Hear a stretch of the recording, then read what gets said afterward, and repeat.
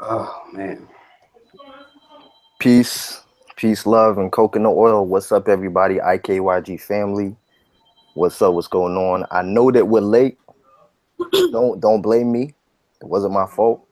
I'm not gonna say any names, anything like that. But you know. Anyway, um, I'm gonna let everyone know what's going on here. So I've got China Fox, Cynthia G, Robert Perkins, Jasmine Drakeford, aka Black Nostalgia, Valdez, aka the Angryman, Taurine Rain. And what we're gonna do is we're gonna have a discussion today. And I haven't told anybody what it's about. Okay, what it is about is we're actually gonna discuss the gender war between black men and black women, but we're gonna do it slightly differently because that no one else has done it before. We're gonna do it almost as like relationship counseling. The sisters are gonna say what the problem is, what they feel the problem is, and then the brothers are gonna respond one, and it's all gonna be one by one, and then vice versa. The brothers get to do the same. Then the sisters are gonna talk about what they require from black men, and then black men are gonna do exactly the same thing. All right. So so it is what it is. Cynthia G has just quickly had to reboot her computer because it just went down. She's coming straight back, so don't worry about any of that. We're gonna start right now. There is gonna be a stopwatch time limit on there for everybody as well. We're not completely gonna be a stickler for the rule of the stopwatch or whatever, but it's just so that that we can keep a rough estimate of what's going on. The ladies are gonna start first, and it's going to be China Fox that's going to start first. So, China, I'm going to let you introduce yourself, and then I'd like you to tell us, China, or address the black men in general, what you feel the problem is with black men. So, go. Aye. Okay, so my name is Chyna. I'm from Chicago. I'm a musician. I'm a writer. I'm an entertainer. I love to speak. I love to write. I love to communicate, and I love my people. And I think that there is. First, I was making these videos just for my own cathartic, healing process as a Black woman. And eventually people started watching, and I continue to share my thoughts. On to the question. So what do I think that is the major disconnect with Black men? I feel like we don't listen to each other. I feel like Black men don't listen to us.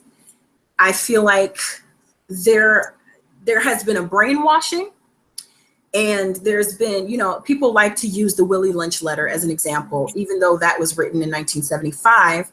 It's been going on for a very long time. And whether it was written by Willie Lynch or whether it was written into our subconscious, into our psyche, it is affecting us, and it still affects us. And the remedy to that situation, in my opinion, is empathy, not for our oppressor.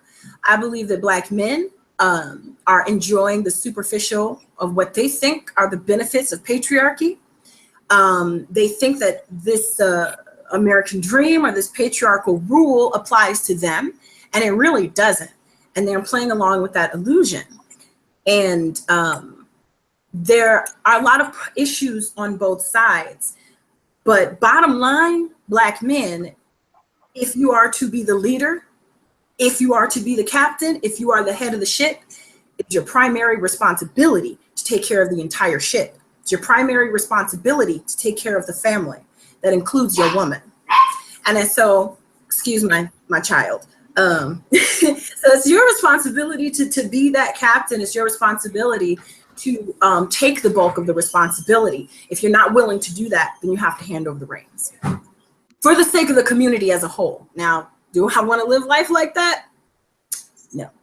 I want y'all to do what it is that you got to do. That's it for right now. Okay, so I'm gonna ask. A minute left. I can hear myself. So somebody has their video still playing. They have the chance to play. So mute it. I think it's China because I can see her audio move. So if you can mute the video, China. I'm not playing. Oh, mute the. It's okay. I can't hear myself now, so it's fine. All right. So I'm gonna ask Robert Perkins to respond with how he feels about what Chyna said.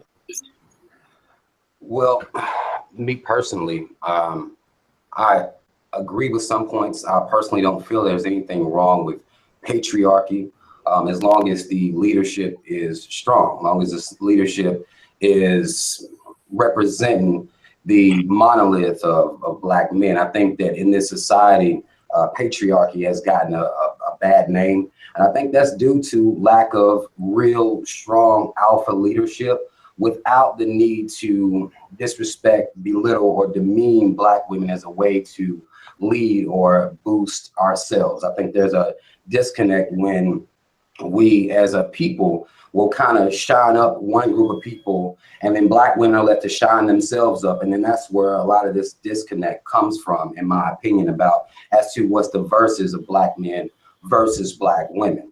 I personally can't say that, I know a lot of people blame feminism, blame the movement of feminism for where Black women are now with being proud to be strong, independent.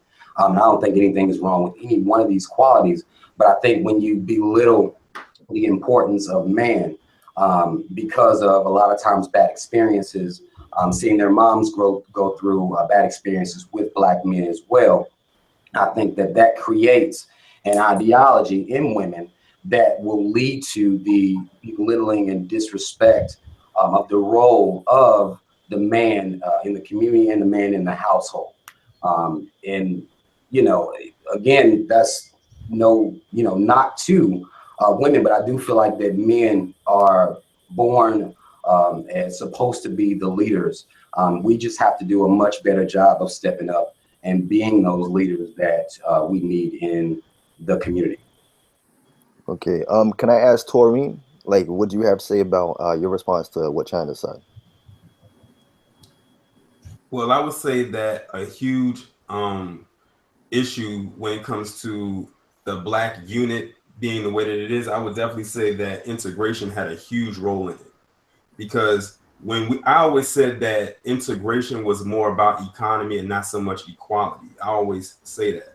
And I always said that when we were separated and amongst our own, we had no other choice but to be amongst our own and have nothing but love and respect for our own. But the exact minute that poison known as integration crept in, or kind of, like, as you could say, kind of got dumped in, and a lot of people welcomed it with open arms, unfortunately, now we just have this big chaotic mess that we are in right now, and it's been trickling down. And the unfortunate thing is, like, is there any chance that this snowball effect will it ever come to a screeching halt? And in my opinion, I don't think that it's really going to even stop, at least not in our lifetime. It's going to be a while before that actually does happen. Unfortunately, I wish that I could sit here and say that I could wake up tomorrow and that, it's done and it's over with, but then I might as well just be walking around not functioning with a brain, because I know that's not going to happen. I know that's not going to be realistic. It's unfortunate, but it is what it is. So I really think that integration and the gatekeepers of it definitely played a huge part into why there's a lot of division amongst the unit and, amongst the Black family as it is today and going forward. Thank you. Valdez, Angryman, your response to Chyna? Well, some of the points that she made, I can say I do agree with. At the same time, I feel like Robert feels, you know what I'm saying, as far as patriarchy. As far as patriarchy goes, the way it's set up from the white standpoint, Bingo. I can see why it's a problem, because of the simple fact that the way white men view patriarchy, it is oppressive. I'm not going to sit here and say that it's not. Now, me personally, what I think should be done, whether you call it patriarchy, whatever you want to call it, if you go back to our ancestors, we had more of a balanced unit because I believe in the gender roles. I believe in, okay, women play their position, men play their position as teammates, you know what I'm saying? And be able to work together to have a working family unit.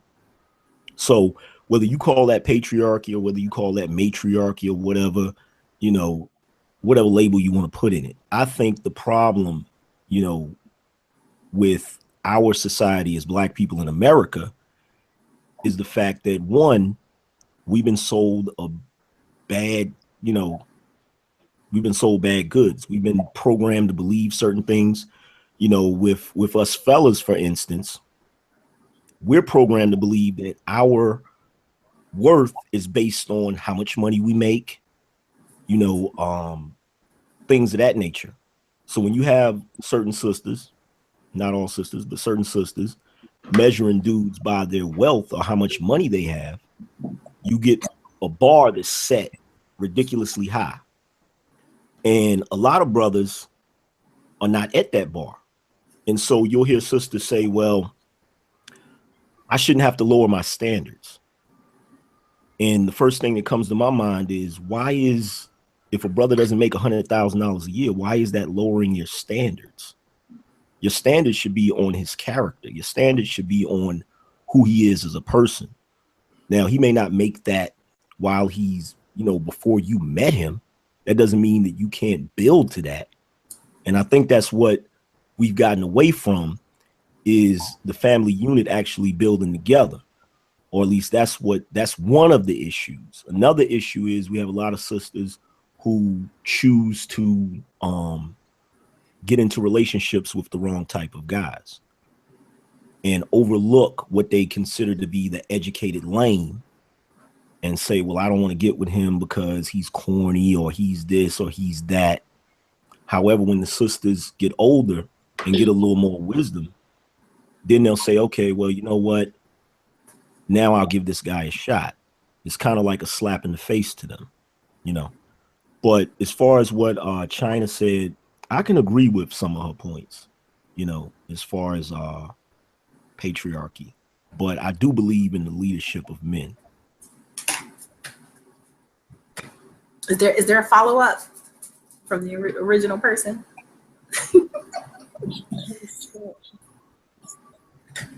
I would Chyna, actually love to make a comment if I could. Yeah, sure. Go ahead. Because I notice people are talking about a patriarchal society, and the thing of it is what we're failing to realize is, number one, patriarchy doesn't work. We're living in a patriarchal society right now, and clearly it does not work. So nobody is saying that because you shouldn't have a patriarchal society that you should automatically have a matriarchal society. You shouldn't. You should have a partnership between both people working to effectively run society. That's not happening. I noticed that people are mentioning, you know, integration. However, the integration, the civil rights movement, although it was started by Black women, it was led by Black men. So in my opinion, because that was the worst thing that could have ever happened to our community, in and of itself, that showed ineffective leadership on Black men's part. Because you lived in a society where you just drove through the neighborhood seeing your people being strung up from trees. So why didn't you guys sit there and have foresight to see that this isn't going to be effective for your community? So as a group of people, you're asking us, when we're living in the consequences of your ineffective leadership, we live in a patriarchal society ran by white males. You guys could be showing us right now that you could be illustrating leadership right now, but you're choosing to submit in various different ways to the patriarchal system of another man while asking us to submit to you. There's no responsibility being taken on part of Black men, I feel. And I think that until we really break down not just integration, but the entire civil rights movement and everything that led up to today, anything else is really counterproductive, because it's not going to get to the root cause of the issue. Chyna, thank you, Cynthia. Chyna, did you want to respond to any of the brothers individually or as collective? Feel free. A collective is fine, and I'll just only take a moment. When we talk about patriarchies, we are not talking about a sociological perspective. We're talking about a political perspective. The politics are the problem, and we are following a political advantage for white men. It does not work for us. The system is built for patriarchy to benefit white men, and Black men think similar with and I know we're going to get into it, but similar with Black women and feminism.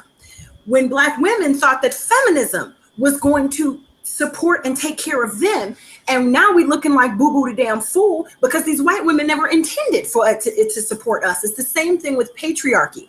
When we look to a lot of societies, ancient societies in Africa, a lot of them were, if not matriarchal, matrilineal. And so the bloodline did not flow through your father, it flowed through your mother. Now look what, let me not go there, but now look what other people are doing now. Now that bloodline is flowing through your mother for the whites. They have taken what we have started, what we created. Now, I agree with Angryman. Men and women are different. We are so different, and we both bring something different to the table.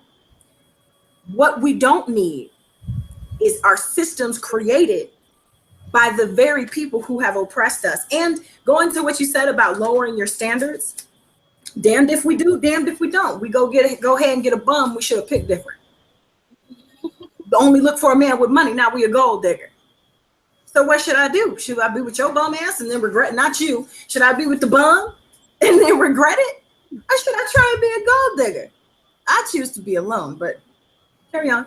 Why aren't Black men aspiring to be better men? We can say that, yes, these women are choosing these certain men, which a good man doesn't have a certain look, because I can tell you from personal experiences, I've dated guys that appear to be a corporate square guy, and they have the same mentality as your corner D-boy. So there isn't really a look to it. You guys are assuming that Black women are at first glance seeing these good men and saying, hey, I don't want that good man. A good man is a mentality, and it doesn't necessarily mean you make a certain income, you drive a certain car, or you have all these material possessions. That doesn't make a good man. If there's a certain look to a good man that Black women are overlooking, perhaps the men should educate us on what these good men look like. Because obviously you guys are seeing a certain look and we're just not seeing that. But how about Black men actually aspire to be better men? Then we won't have anything but good men to shoot from. Black men by and large are aspiring to be better men, because for 50 years we've been talked about as if we were sorry. And why is it, let me ask this question, why is it the polar opposite of a rich man is a bum? There are plenty of dudes out here that's not rich, that's not bums. I didn't create the polar. I didn't create that. You did. You said if a man isn't making $100,000, then that's if a man isn't making $100,000, then that's what we're not looking for that. You're the one that created that dynamic. I didn't. Well, see, here's the thing. I didn't say the opposite was a bum, though. What I said was the opposite wasn't good enough for us. Exactly. That's what I said, and that's not the narrative that I created. Then what is it? I'm merely reporting on what sisters are saying. Sisters have said numerous times. If they're not making $100,000 a year, then what is it that we're rejecting? Who is that person that we're rejecting? You did say nice guy. You did say someone who was I don't know, not cool, or I don't know, that's not exactly what you said, but you said something along the lines of that. So what is that dynamic, and what is this scale? What are we supposed to do? What are we supposed to do? What you're supposed to do is whichever dude that you pick on the merits of his character. Who he is as a person. Stop having sex with these dudes. I think that's a huge one as well. That's a huge one.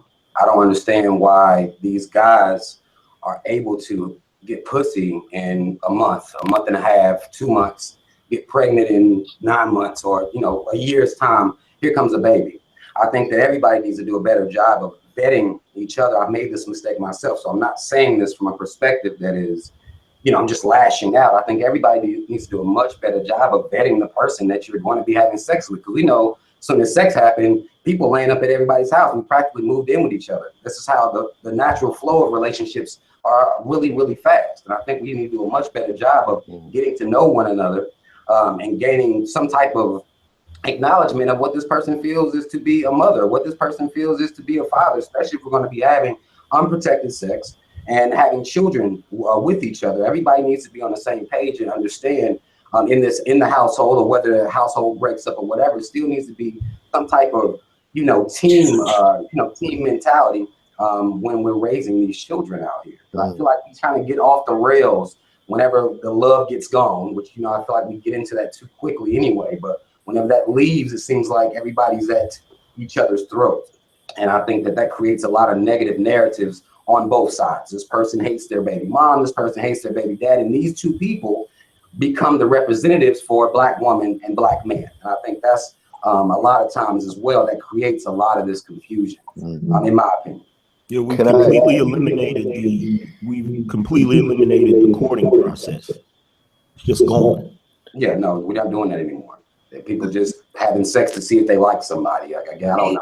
I absolutely agree. I am about to be 30 in 3 weeks, and I do not have no babies. Now that is not to say that I have not made some interesting choices of men, but this idea of abstinence, y'all know that don't work, right? The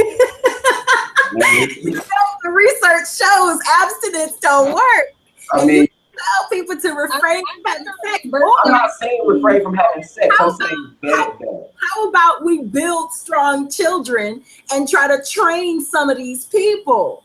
How about men wear condoms?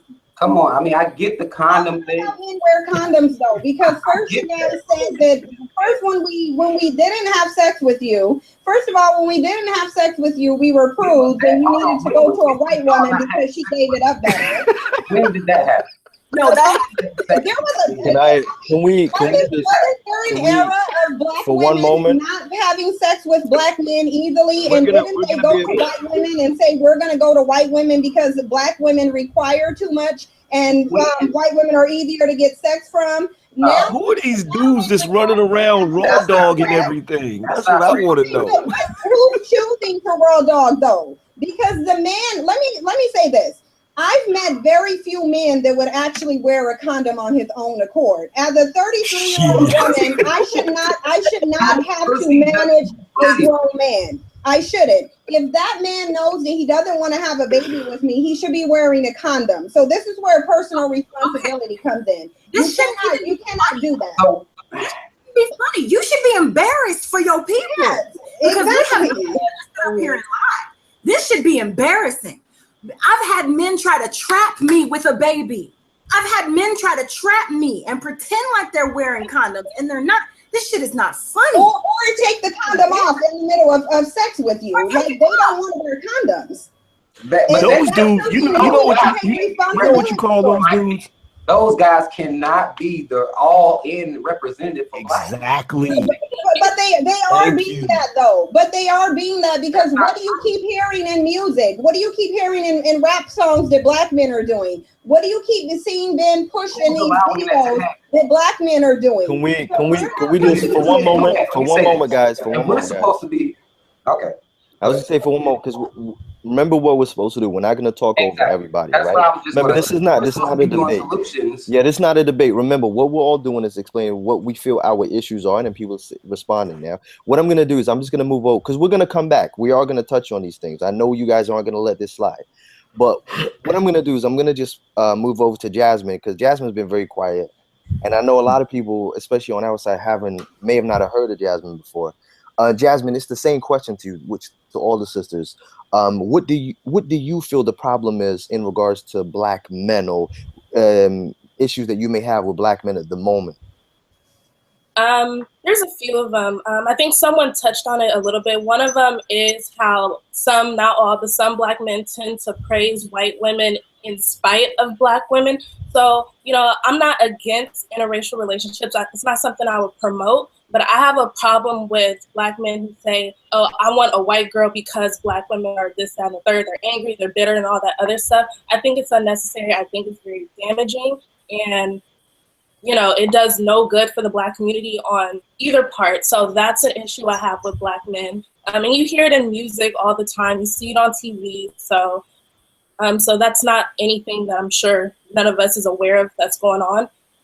Another one is how some Black men tend to take their pain and frustration out on Black women. Like, we're all dealing with the same thing. Like, yeah, there's male issues, there's female issues, but when it comes to this country that we live in, when it comes to this society, we're dealing with the same things. We're dealing with white supremacy. We're dealing with the same economic issues. We're dealing with the same thing, and we tend to separate ourselves within the community, you know, with these issues that are harming all of us in the same way. So I feel like a lot of Black men take their frustrations out on us instead of trying to change their predicament into something productive and create something for themselves. And you know, what's another one? I feel like that's the ones that are coming up, you know, off the top of my head at the moment. I'm sure there's others. Rob, would you like to respond? Well, I mean, I agree with her points. I don't think blaming this Black man fetish of white women as to this is what a huge problem is, because there's not a lot. They shine these people up, but there aren't a huge amount of Black men chasing down white chicks. You can just look at the marriage rates of Black men and Black women. I think that narrative, I don't like to either bash the Black women that are running after white dudes and say, well, Black women are exclusively running after white men. I'm not going to say that just as well as I'm not going to say, well, Black men are exclusively running after white women, because that's just not true. And that's I think part of what Jasmine was saying, from what I heard, was Jasmine's whole point was putting Black women down, you know, and putting white women up on a pedestal. I think those are coons. Those are some coon motherfuckers out here too. Marriage statistics, we're not even talking about marriage. I didn't say Black men who marry white women over Black women. I'm just talking about blatant disrespect. I see it on Twitter. I see it in music videos. I see it on TV. I see it on Instagram. It's not even about who they want to marry, because I've seen a video that went viral online where they're asking a bunch of Black dudes. They're like on a beach. It's like spring break or something. You know, who do you like better, Black men or white women? A lot of them are saying, oh, I would marry a Black woman, but I would smash white girls now. I want to date white girls now. So it's not about who you want to marry, who you want to build a family with. Oh, I want mixed kids. It's not about that. It's just about disrespecting us and praising white women in spite of us, which is still another form of disrespect for Black women. That's what my issue is. So it's not about who you want to have. Valdez, would you speak on that? Okay, as far as a video going viral where somebody's asking Black dudes who they would date, like, you can't control nobody's opinion. Like, you can't control anyone's opinion. I'm just using that as an example, because I know a lot of people like to say, oh, Black men do this, but no one has proof. I mean, I'm just using that as one example of proof of Black men putting down Black women and praising white women in the process. Well, do we just well see, here's the thing. I'm not one of these people that's gonna say, okay, well, you know, there's a whole bunch of brothers that's just putting down sisters and this, that, and the third. There's brothers out here, and there are some that are horrible, that, you know, have certain intentions. One individual I will not name, he who shall not be named. I can't stand it. But, you know, there are some brothers out here who are critical of certain behaviors that sisters do. And I got to speak on this, because when you guys talk about leadership and you talk about Black men being accountable for leading their community, it becomes kind of confusing when you as a Black man say, well, you know what, sisters should be doing this and sisters should be doing that. And then when you say that, it's like, oh my God, you're bashing Black women. I can't believe that. You're supposed to be uplifting. Because I think like I don't know if there's a misunderstanding, because I think the chat kind of agreeing here. This is not what Jasmine is saying. What Jasmine is actually saying is the simple fact that there are quite a lot of Black men. We can do the not all game as much as we want, right? That will put white women on a pedestal or non-Black women on a pedestal. What she said about the interracial dating aspect is, if you want to swirl date, do what you got to do. It's your business, right? But the fact that some of these guys feel it's necessary to put Black women down in the process, like when guys make videos that would say why a white woman is better than a Black woman. We just sat here and listen to Cynthia G say all Black men don't want to use condoms. I actually never said Okay, both sides. Wait. Let's just let Jasmine speak. Let Jasmine speak. So, you know, what she said is her opinion. So you can't use what she said against a point that I made. So another thing, as far as like bashing black women, is not just about bashing them. It's disrespect. The fact that we don't feel supported and protected by a lot of black men is a problem. And the reason why I'm even mentioning this is because it's not even just about bashing us. You don't really have to say negative things about black women to be disrespectful, as far as the point that I'm making, because there are plenty of situations where, you know, a famous white girl will do something and all these black men will be like, oh, y'all need to leave her alone. But when something of the same nature happens to black women, a lot of you guys are silent. And I feel like your silence, when it comes to us expressing our pain and our discontent with certain things, it falls into the same category of being disrespected and not feeling protected and supported by a lot of you guys. Well, I think a lot of those brothers are silent is because they're tired of being talked down about by black women. You want black women, you want black men to protect you, but by and large, you have black women on a massive scale talking down about black men as if we ain't hitting on 2 cents, and the numbers and statistics do not match that. What exactly are you talking about? Talking down on what? Because I'm specifically talking about the same thing you're talking about. So you're talking about us. You're talking about black men disrespecting black women. Okay, now you're saying that you made a general statement, but I'm specifically talking about the black men who disrespect black women. So if you and I'm specifically talking about the black women who disrespect black men. Or do you think that doesn't exist? Wait, stop, guys, stop. All right. Right, brothers. No, because this is a one-side. This is starting to become a one-sided conversation. No, I understand. Valdez, the brothers are gonna have the chance to do that. There's a reason why we've done it this way. The brothers will have a chance to express what their problems and their issues are. So listen to what the sister's saying. Like, everyone listen to what the sister's saying. All right, so you seem like you're taking this very personally, and I don't know if you fall under this category. Maybe you do, maybe you don't, but I'm talking very specifically about the black men who disrespect black women. So if you're not a black man who isn't disrespecting black women or silent on the issues black women deal with, then there's nothing for you to be upset about. So no, that's not what I'm upset about. I'm not upset about you. I'm not upset about you. No, because you're not going to present a narrative as if that's my thought. You're not going to present a narrative as if oh, I'm mad because you're talking about black men. Talking about all black men. And if black men, the ones who disrespect black women, feel belittled by black women, so be it. Can I please say something? Seriously, like, really? When we use this "not all" thing, we get really in our feelings, and we feel some type of way when white people say "not all," because we understand it's a systemic thing. We understand that this is an entire institution that's built upon them oppressing. And once again, I come back to the politics of it.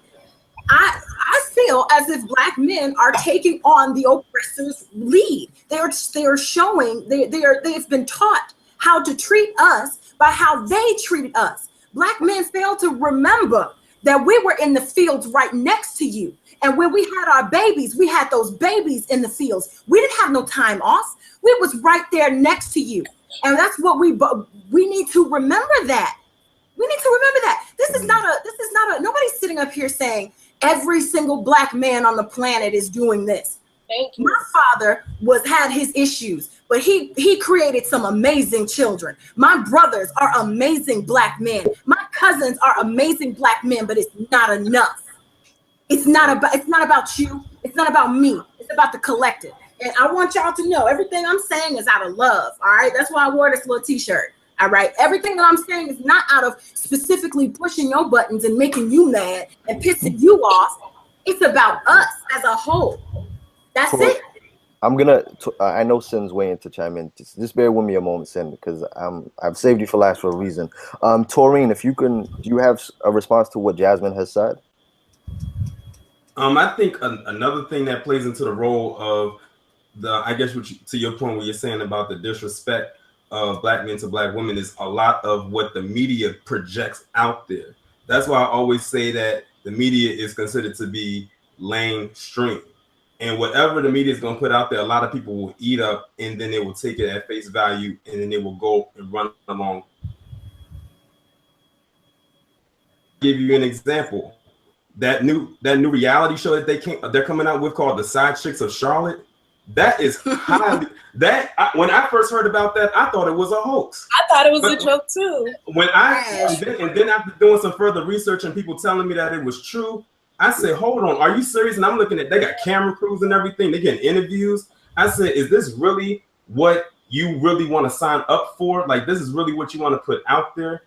Like, and then I said, watch the ratings are going to be extremely high. This actually puts Love and Hip Hop and all those other reality shows to shame right here. Like, they can just shut everything down with just this one right here. What is everything? What is everything? Shut what down? Like all these other so-called reality shows that we know is not even real. A lot of it is all scripted anyway, that they put out there, and it's like it has no positive message. It's all pretty much negative. It's all it's filth. Let's just put it that way. And who is they that should shut them down? We should if we have a way, it should be us that shut it down, because we already know that it's projected more towards us. Look who's the ones who's put on those shows anyway. I think before I agree, but again, the politics say unless we have power, we ain't shutting a damn thing down. I think what that power. How does this relate back to my point? Because what I'm talking about is from personal experience. Yeah. Now, just like with, I'm sorry, I forgot your name. But just like what Valdez with the T-shirt, it's a cute T-shirt by the way. Right. But just like what she said, I grew up around very strong Black men. I grew up with, amazing Black dad, brothers, uncles, everything. So my experience growing up with Black men have always been extremely positive. And then it was when I went out into the world as I got older and I started experiencing, the different type of Black men, like, and their mentalities out there. That's when I was like, yo, this shit is fucked up. So the fact that you brought in this reality TV, like, I get what you're going with it, but that's not, like, I don't believe in how the media portrays us. I don't watch reality TV. I barely watch TV as it is. So what exactly was your point in response to what I was saying? Because I'm talking about the real world. I'm not talking about this scripted. I'm not supposed to chime in on this because that wasn't the thing, but I think just for me, I just want to say something. I think the issue is this, that from what I'm gathering from what Jasmine is saying is she thinks the problem is she wants Black men to stand up for Black women. You can't blame all Black women because you've had bad experiences or because of the actions of the few. And when we go look at the past and say that Black men have been, put down or belittled by Black, etc., the thing is that as Black men, we do have to set a precedence, and we do have to say, look, we have to protect our women, because if we don't protect our women, nobody else will, and we look weak. Like, we look weak as a nation. And then when the sisters are turning around and saying, like, what the sister said, she said, look, when a white woman does something, you are automatically there to defend. And she may not be talking about you, but she is right. There are a lot of people that would defend her. But when a Black woman does it or is in the same situation, that Black woman is overlooked, she's dismissed, and she's dragged. And that is what she's saying is a problem. She's not talking about, guys being in it on an individual level, but she's saying what she's seen as a collective and what she's experiencing. And that is aside from, the reality TV. So I didn't mean to interject, 'cause I'm not supposed to, but I just thought some people weren't. I'm 2 seconds away from leaving. Like, well, I'm 2 seconds away from leaving. Sin, it's now over to you, because you know how I was structuring this. Cynthia, I'm gonna ask you the same question I've asked the other sisters. What do you think the problem is in regards to Black men at the moment? Okay, first of all, I want to educate people on statistics, because people don't really understand statistics and they keep giving out these false statistics. First of all, you're bringing up a marriage statistic to try and somehow debate dating statistics, and those are two completely different things. But since you brought up the marriage statistics, first of all, you have to look at population size. When they do the marriage statistics, they're saying of the Black men who are married, which is less than half of the population size of Black men in this country. So we have roughly about 40 to 45% of the Black men in this country who are getting married. Out of that 45 percentage, 85% of them are married to Black women. So when you look at the overall population, that's about 25 to 30% of Black men in this country are actually marrying Black women. That's number one. Number two, people are sitting here talking about interracial dating as if we don't live in a system of white supremacy. Now, if we were living in a regular system, that will be fine. Date whoever you want to, no one would care. But you're living in a system of white supremacy where, number one, we just got done with 100 years of white women getting Black men strung up from trees with their dicks cut off. That's number one. Number two, white women are still falsely accusing Black men of rape. Number three, 90% of the false rape allegations that Black men face are by white women. 90% of them are false. It is nearly every day that we see something coming out where a white woman is trying to destroy a Black man. That's number one. People are under-exaggerating the epidemic of Black men dating white women. This is becoming such an epidemic that other races of people have been said something about it. When you're in a system of white supremacy and you are dating the mothers and daughters of your oppressors and putting them on a pedestal above your women, despite the fact that when you get shot down in the street, it's a Black woman out there trying to say Black lives matter. White women are saying all lives matter. Number five, the media isn't making Black men get on social media and praise white women. Okay, the media does it far less than Black men actually do. Who's singing the songs talking about, I gotta get a white woman, she's gonna leave your ass for a white woman, Becky, and all these white girl songs? Black men are doing that. They're the ones running around propping up and putting every other race of women.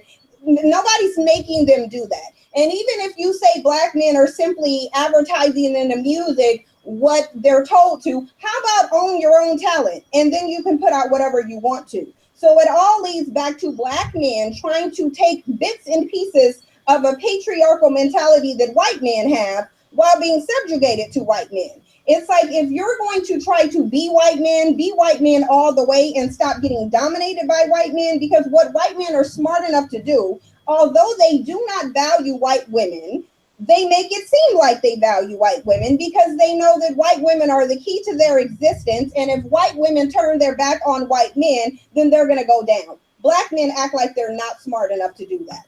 Then I never said all Black men don't wear condoms. I said in my 33 years since I've been having sex, there is very few men that I You just said he insulted all Black men. You just sat right here and insulted all Black men. I don't have time to shelter your feelings. You just sat here and insulted all Black men, and nobody spoke up and said nothing. If you're insulted by it, we're having a debate. But we're having a debate about Black men showing. We're having a debate about Black men defending Black women, but you can sit up here and disparage all Black men, and nobody say a mumbling word. And I'm telling you my issue, and you can't handle that, so that's on you. That's crazy.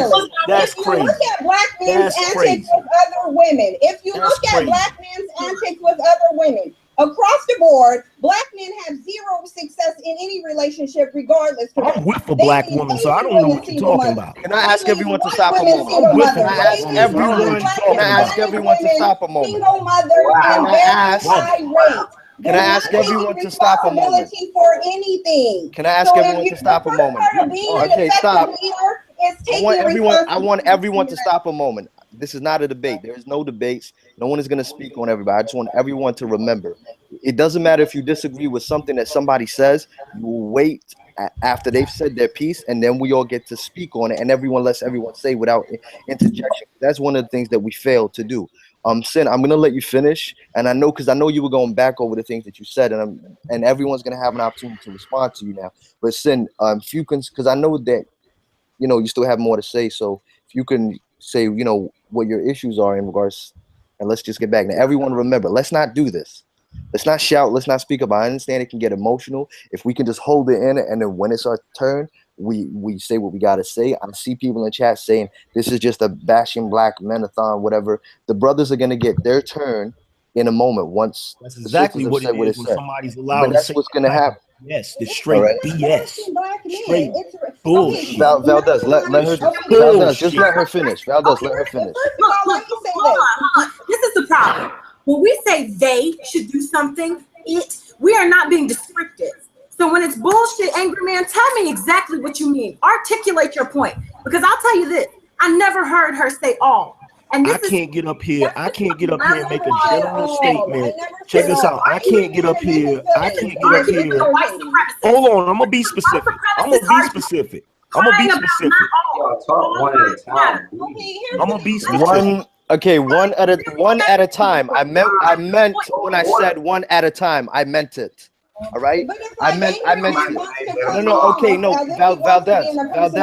Valdez, I meant it. Everyone, I meant it when I said one at a time. Cynthia, please, if you can say what, finish what you need to say. I was trying to, but go ahead. I will say this, angry man, if you want to have a personal debate, we can have that, but we just shouldn't have it here. My problem is a lack of responsibility. There's not being any personal accountability being taken by Black men. I never said or Black women. I never said, you're the leader. You're the leader. And we can agree. Say that and we can agree. Accountability on both sides. Say that and we can agree. You're the leader. If I'm a supervisor over some employees, I'm responsible for what my subordinates do because I'm a leader. And if you don't, and if my subordinates do, guess what happens? They get fired. I've just muted the both of you. Neither of you need to agree. Neither of you need to say anything right now. Okay? I meant that. I don't want to do this again. I don't want to mute anybody again. We're all adults. Let her finish what she has to say. All right. And then you're going to get to say, you can say as much as you want in response. And when the brothers get to say what they want, please don't disrespect me, any of you. I mean that. Cynthia, I'm going to let you finish. Okay. You need to unmute yourself, Cynthia. And so does Valdez.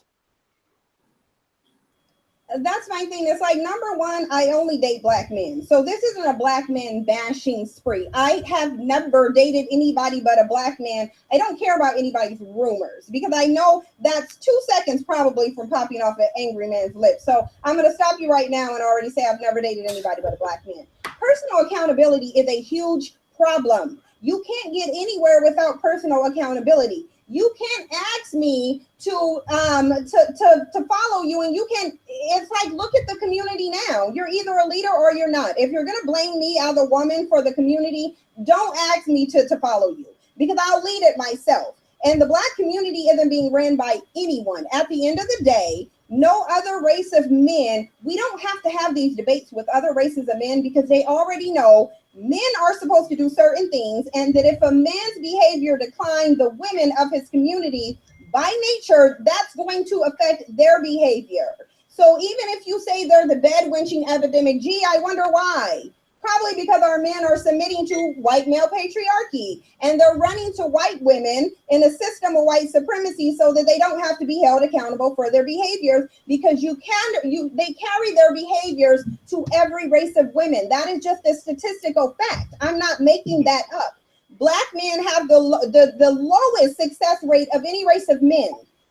When you look at Black men's, it would be one thing if we saw Black men and Black women failing in a relationship. That would be one thing. Then we can say, okay, Black women and Black men need to address their behavior, figure out what's happening. But when Black men have the same results with Asian women, white women, non-Black Hispanic women, that means Black men, they're doing something wrong because they're not having effective relationships with anybody. That doesn't mean all of them. That doesn't mean 100%. That means the majority. If you look at their marriage statistics across the board, it is the exact same behavior, just a different race of women. So if Black men do not take responsibility for their behavior, we can't do anything. We're not going to get anywhere. Right now, we're waiting for you guys. We're ready to fight white supremacy. We're waiting for you to get from up under white women and stop trying to be white men so we can actually deal with this system, break it down, and then deal with our community. All right. Thank you, Sam. Thank you. Robert, would you like to respond? Well, I mean, I agree to a point with what Sam is saying. I do feel like that this conversation is not really going. It's kind of looking like, well, the women are going to say this about the men, and men are going to say this about the women. But if we're going to get to solutions, spitting out where white men are. I mean, well, we know. For those, because the guys that are watching, they don't know that after we've done the guys version, we then look at the solutions. So we are going to get to that, but It's just we needed to address everyone's feelings and issues, and then how everyone feels about it on both sides, and then what the sisters require from black men and what black men require from black women to understand where we can come at a solution. Okay, I do agree with that. And again, I agree with some of the things that Sin was saying about black men out here really not being the type of leaders, and that alludes to the point I made on my intro, is that I do feel like that black men need to step up and actually provide and talk to black women about what they need. And I do feel like that a lot of things that aren't addressed with black women is pain that they suffer from their fathers when they were young. There isn't really a healing process. A lot of times, a lot of baggage gets taken into other relationships. Black men chalk it up as just attitude. And a lot of black women have developed this would-be attitude to be able to function in a society that is constantly oppressing them and people that are constantly trying to hold them back. The same situation that we're in, we just may not have that same attitude as black women do. And I do feel like a lot of that pushes black men away. Me personally, I understand it. I understand the system. I mean, if you come up as a black person in this system, you're gonna have some type of fucking attitude. And a lot of times we can't take it out on the white folk. We can't go to our fucking job, cuss out our fucking boss, because we got bills to pay. I mean, somebody's gonna get that negative energy. And a lot of times we take it home with us. A lot of times we take it to our mates. And a lot of times it turns into a fucking war between each other, when the enemy really is the motherfucker that's really pissing you off is the fact that you having to work this fucking overtime just to make ends meet. The fact that you're having to work 2-3 jobs to make ends meet. The fact that you're living in conditions that aren't suitable for you, aren't safe for you and your family. And I think a lot of that, you know, anger that we have that we can't take out right out in the face of white folk. I mean, we can talk all big and bad all we want to. Right now, we don't have our own system to go buck on white folk like we want to. So we take a lot of that home. A lot of the pain that a lot of these young women and young men are suffering at home.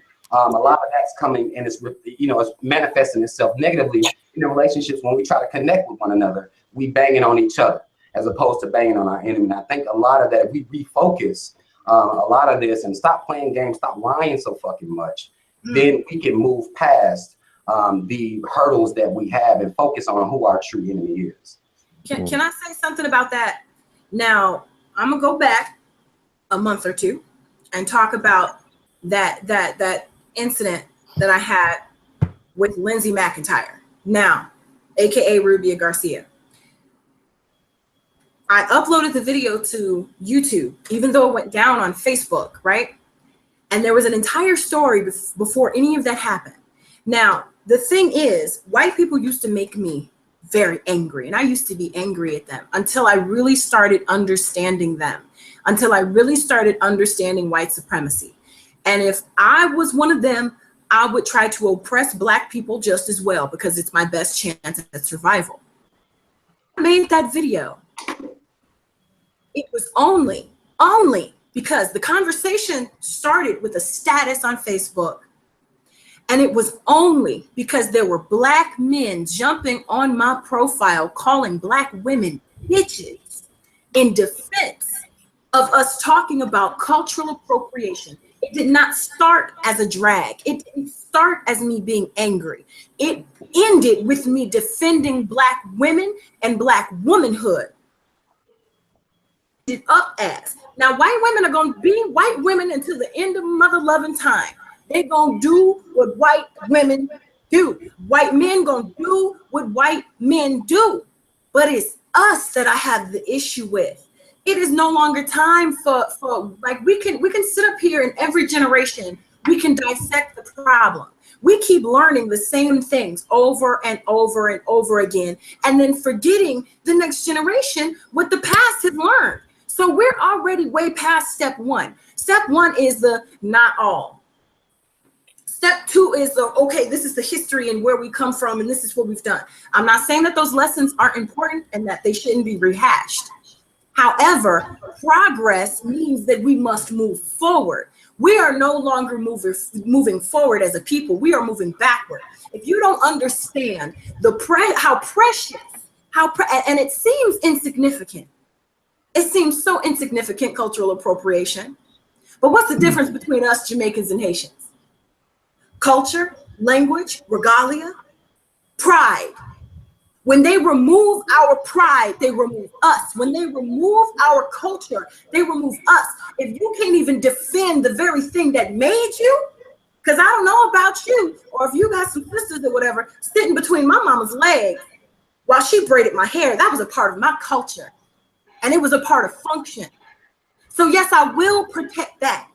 I will defend that. Anybody who tries to take that from me is my enemy.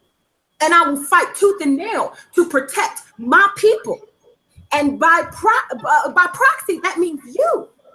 That means Black men as a whole. I can't create Black babies without a Black man. So anything that I do to protect my culture and my people is for us. It's for my great-great-grandchildren. It's not because I want to sit up here and be mad.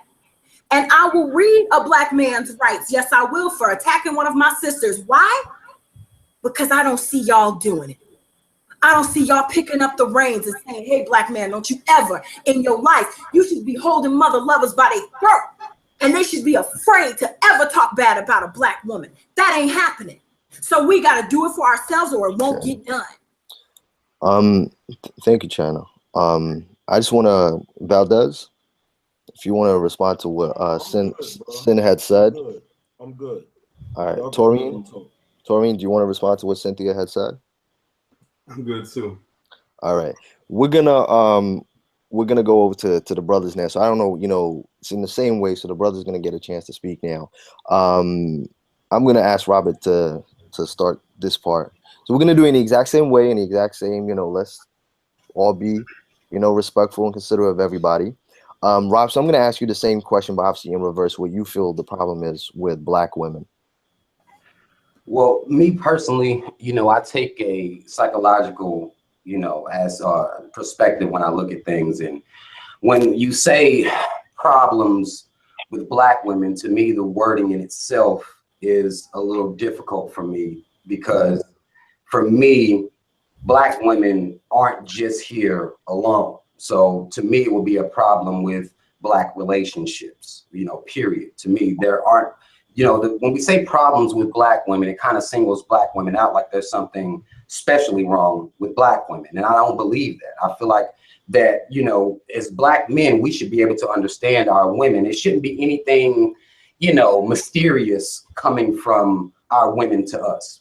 In my opinion, as a man, you're supposed to understand and guide your woman into direction of whether it be she needs healing, whether she needs encouragement, whatever she needs, you should be there to fill that void. So I do feel as though if we're going to use the word problem, a lot of the problem with Black women is that they're coming up without that man that's, powerful, upright, honorable man figure in their lives. And a lot of them are having to, tuck that emotion, because Black women aren't allowed to be emotional without being called angry, erratic, crazy. They aren't allowed to do all of that out loud. So they have to tuck all of that in and then fend for themselves, because they don't have an example of a man protecting them for their life. A lot of times they don't have that example. And I feel like that really causes a disconnect even coming into even dating Black men, because they haven't seen that protection. So, they get their ideas from these reality shows. I think a brother talked about reality shows, and these relationships to us are functionable. We get these little cute euphemisms like bae and it's a bae and all this dumb shit that we run around out here doing. Relationship goals when we just look at still frames of people's pictures, but we don't really know how they're living. I think a lot of times when we listen to movies, when we look at the programming that we've gotten through music and movies, it creates these expectations. It creates these fantasies that we create as to what dating a person really is. It's not fucking love poems and holding hands and kissing all day. That's not how it works. And I think that once we deal with the reality of how relationships really function, then we can, progress with the communication between each other. I think that a lot of the communication is lost. We run to Facebook, we run to Twitter, we run to Instagram, we screenshot and all types of shit, but we're not really dealing with each other and dealing with where the pain is coming from. And I think that once we start doing that, then the would-be problems with Black women would at least dwindle down some, so that we can, bridge this gap that we have between us right now. Chyna, do you want to speak to what Rob said? I think it's very interesting and very perceptive of him to break down the word problem, right? And how in regards to Black women in particular, and Black people in particular. And I think there needs to be some sort of growth and training in our emotional intelligence. I can go the fuck off and in, baby, but I don't do it without having some sort of insight first. I don't do it unless I'm able to articulate what I mean. And that's why, you know, one of my videos, I could be talking about one thing and I will go an hour, 45 minutes on that one thing, because I want to be sure that you understand exactly what I'm saying. And I want to be able to articulate those points. And we are being angry. We're being emotional. We're being sad. We're being hurt. But our emotional intelligence is not allowing us to articulate what's really going on. So I don't have a problem with the word problem itself. Because the things that we are facing as Black people is much uglier. It's more ugly than our vernacular and our word choice. I'm not saying that it's not important. I really do. And I think that's awesome that you brought that up. But right now, if we can't get through to each other without being defensive, we will never make it as a whole. We are doomed. We are doomed. And that's not an exaggeration. That's not being dramatic. I don't think we understand that we are on the precipice of extinction as a people. We this close. We're this close to being history if we aren't careful. I don't agree with that. And I see you shaking your head. I would pray to God that it's not true. I'd pray every night that it's not true. But the way that we are going, we already ain't got no culture. We already ain't got no land. We already ain't got no political power. We ain't got no money. We don't have no insight. We don't even have no pride to defend the shit that we do have. Sorry, I'm not supposed to curse. I'm trying. I'm trying for it. Sorry, Chyna. We are not winning. Sim, do you want to respond to what Robert said?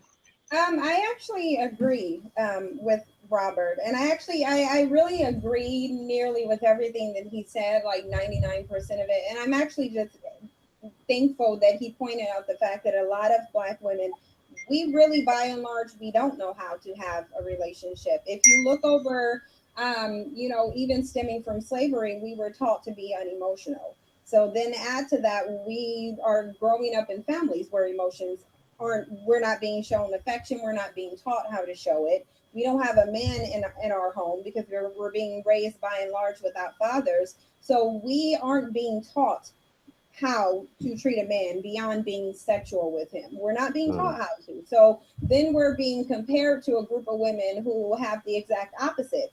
They're taught, you know, this is how women deal with men. This is how men deal with women. So we're being compared to that, although we don't have that there. And the very men who are comparing us to women who do have it there are the ones who are contributing to why we are not able to be effective in these relationships.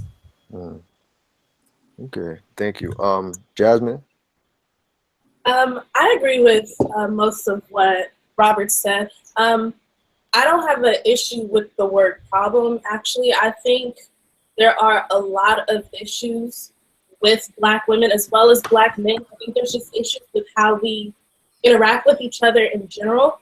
You know, some of you guys have brought up the issues earlier, you know, chasing these Black dudes who ain't about this shit, you know, on some like bum shit. Wait, we're not supposed to cuss, I'm sorry. So I agree with everything he said. I personally don't have a problem with the word problem. Okay, thank you. Valdez, I'd like you to take over now in terms of if you could express in your own feelings and what you think the problem is in regards to, you know, Black women, the situation at the moment. Because I know you're going to speak on it from a different perspective. So, and everyone's very interested in hearing what you have to say. And I want everybody to listen to him. What the problem is, and the reason why it will never be fixed is because we are constantly ignoring the issues that Black women have under the guise of we need to be uplifted, we need to be protected. First and foremost, let me say something from my personal experience. I was raised by a woman who's damn near 100 years old. If anybody touched the hair on her head, I'd kill him. I have nothing but sisters. There have been numerous times I done went to battle over somebody doing something to my sisters. The same thing with my woman that's in that room in there. The same thing with her daughter. I went to the freaking pool today with the intention of kicking somebody's ass over some shit. It's the same thing with my family members, the other men in my family. It's the same thing with the friends that I know. So this whole narrative that black men, by and large, just don't want to protect black women, it is a lie. It is a lie. I could be out there in the street and see a dude having an argument with his girl, and if there's any black dudes out there, they will step up and say, yo, man, what's going on, man? Don't do that. Or sometimes they've even jumped in. I've seen that numerous times. I just got assaulted at a party last month. There was 5 black men in that room. Not one of them helped me. Not one of them helped me. I got assaulted on a train in 2011. It was a train full of black men. Since we want to talk about personal subjective. Wait, but Chyna. No, you're not gonna stop me from saying this. I understand, but Chyna, you have to give him the same consideration. You have to give him the same consideration. Full of black men. Where were they? Let's talk about it. Chyna, let him finish. Let him just say. Let him get everything that he needs to say out, please.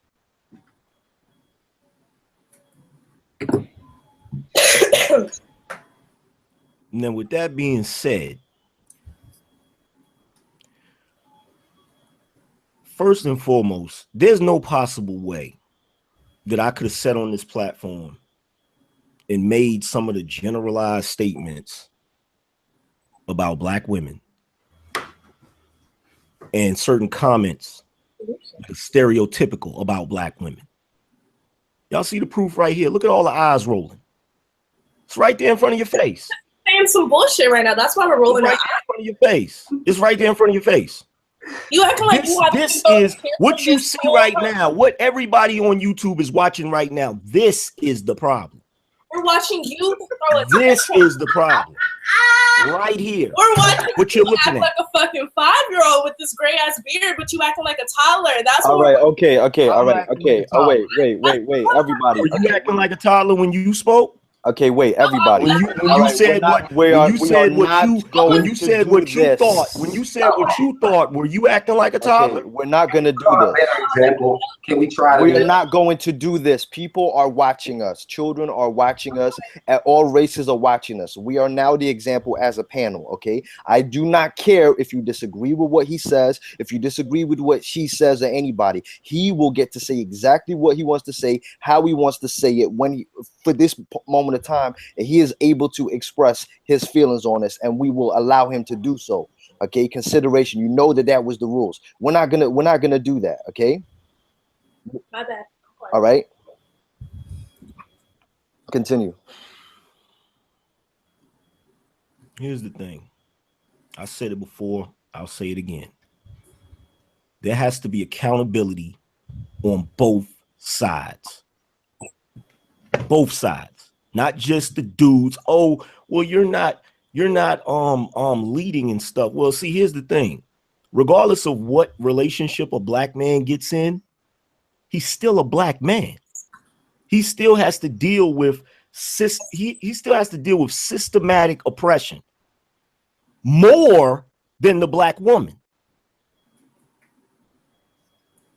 Now, this is something, I'm angry about it. And yes, I'm going to be angry about it. I have 3 sons I got to worry about coming up and possibly getting shot by the freaking police.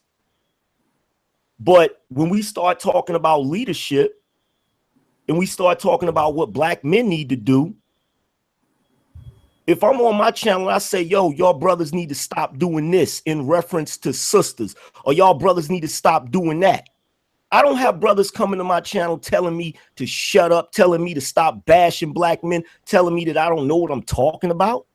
But the moment I open my mouth and say, yo, sisters, y'all need to stop doing this in reference to brothers, and y'all need to stop bashing. You're bashing black women. You hate black women. There has to be accountability on both sides, regardless. So what Angryman is saying is basically that he's saying that you know, like what he said, what he ended with in regards to the accountability. He feels that when black men speak up on behavior that black women may have, they automatically will attack and jump to say, look, you're bashing us, when that may not be the case. And not everyone that speaks on, I'm just paraphrasing for the people in the chat, not everyone that speaks on a behavior or something that happens in regards to black women hates them. Would I be right to have summarized that in that way? You 100% correct. And check it was this just out. because of the chat. I think some of them. And check this out. You know, not for nothing, Chyna Fox. If I'd have been somewhere and seen somebody jumping on a sister like that, just beating up, there's no way I'd have been standing by. And I'm pretty sure Robert Perkins feel the what way, and I'm pretty sure Angel feel the same way. Yeah. But the thing is, what really bothers me is that there are a lot of brothers out here that's good brothers, that's intelligent brothers that can take the reins and are taking the reins. But then we mess around and we get painted with this brush of the Tommy Sotomayors of the world. Mm. And y'all go ahead. Jasmine, do you want to I'm just going to go to Jasmine. Do you want to respond to what Valdez said?